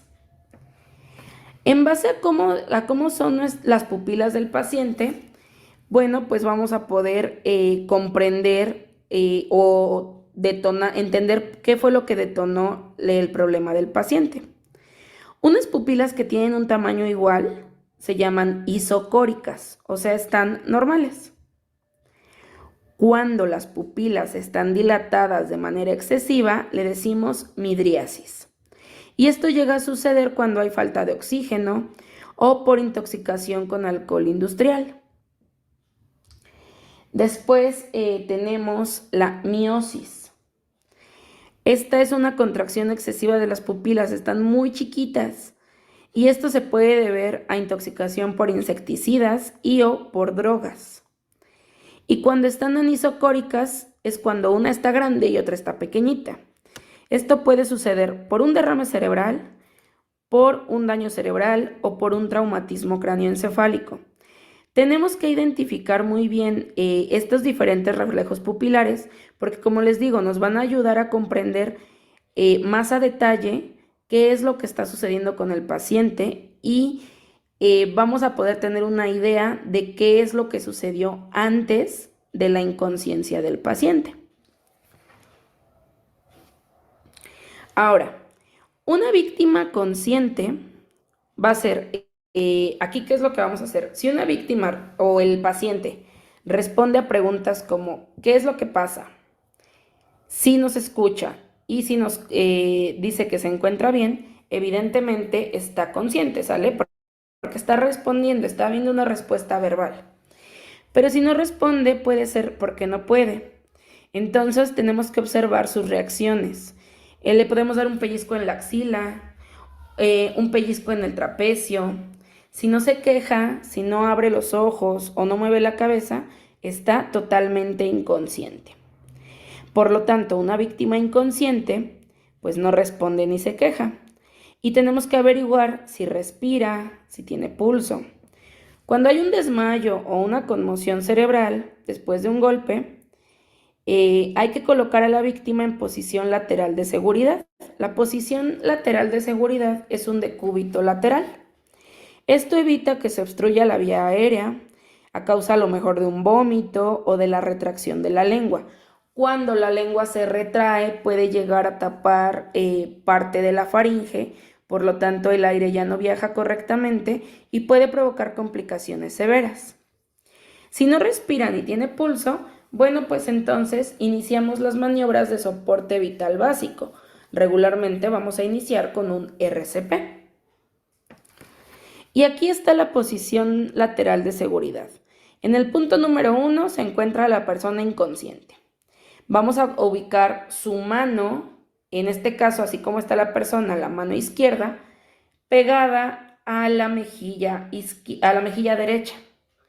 Y vamos a girar a la persona elevando su pierna, flexionándola para poderla girar, y entonces de esta manera aseguramos que la vía aérea está abierta, pero también aseguramos que no se va a broncoaspirar con su vómito o con algún tipo de salida de secreción. Bien, entonces, esto es lo principal dentro de los primeros auxilios. Antes de brindar cualquier tipo de cuidado, cualquier tipo de intervención a un paciente que está traumatizado, primero tenemos que realizar las evaluaciones. La evaluación primaria que se realiza en la hora dorada, que es el tiempo que tenemos en el que pues podemos todavía controlar la situación y evitar la pérdida de la vida del paciente. Y una evaluación secundaria se realiza al llegar al centro hospitalario cuando ya se ha trasladado al paciente. Bien, con esto entonces vamos a realizar la actividad correspondiente esta semana. Si tuviéramos alguna duda, saben dónde encontrarme. Que tengan un excelente día.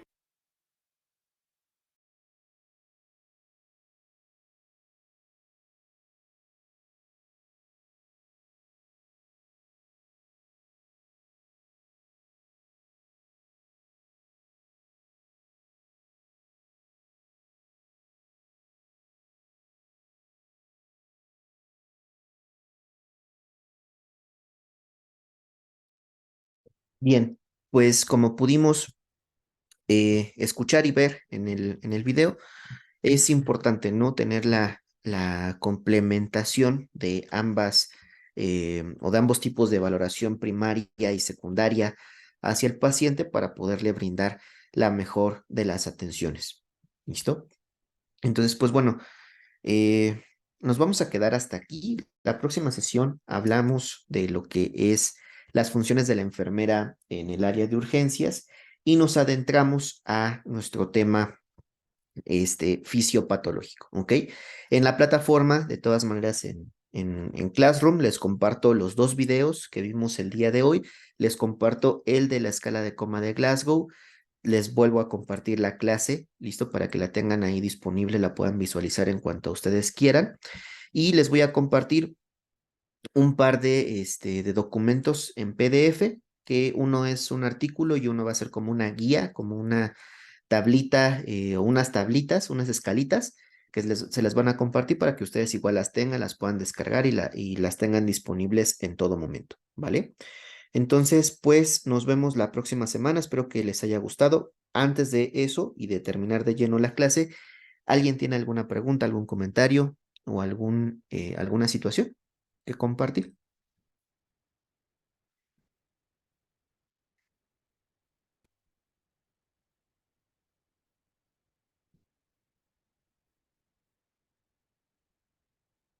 Bien, ok.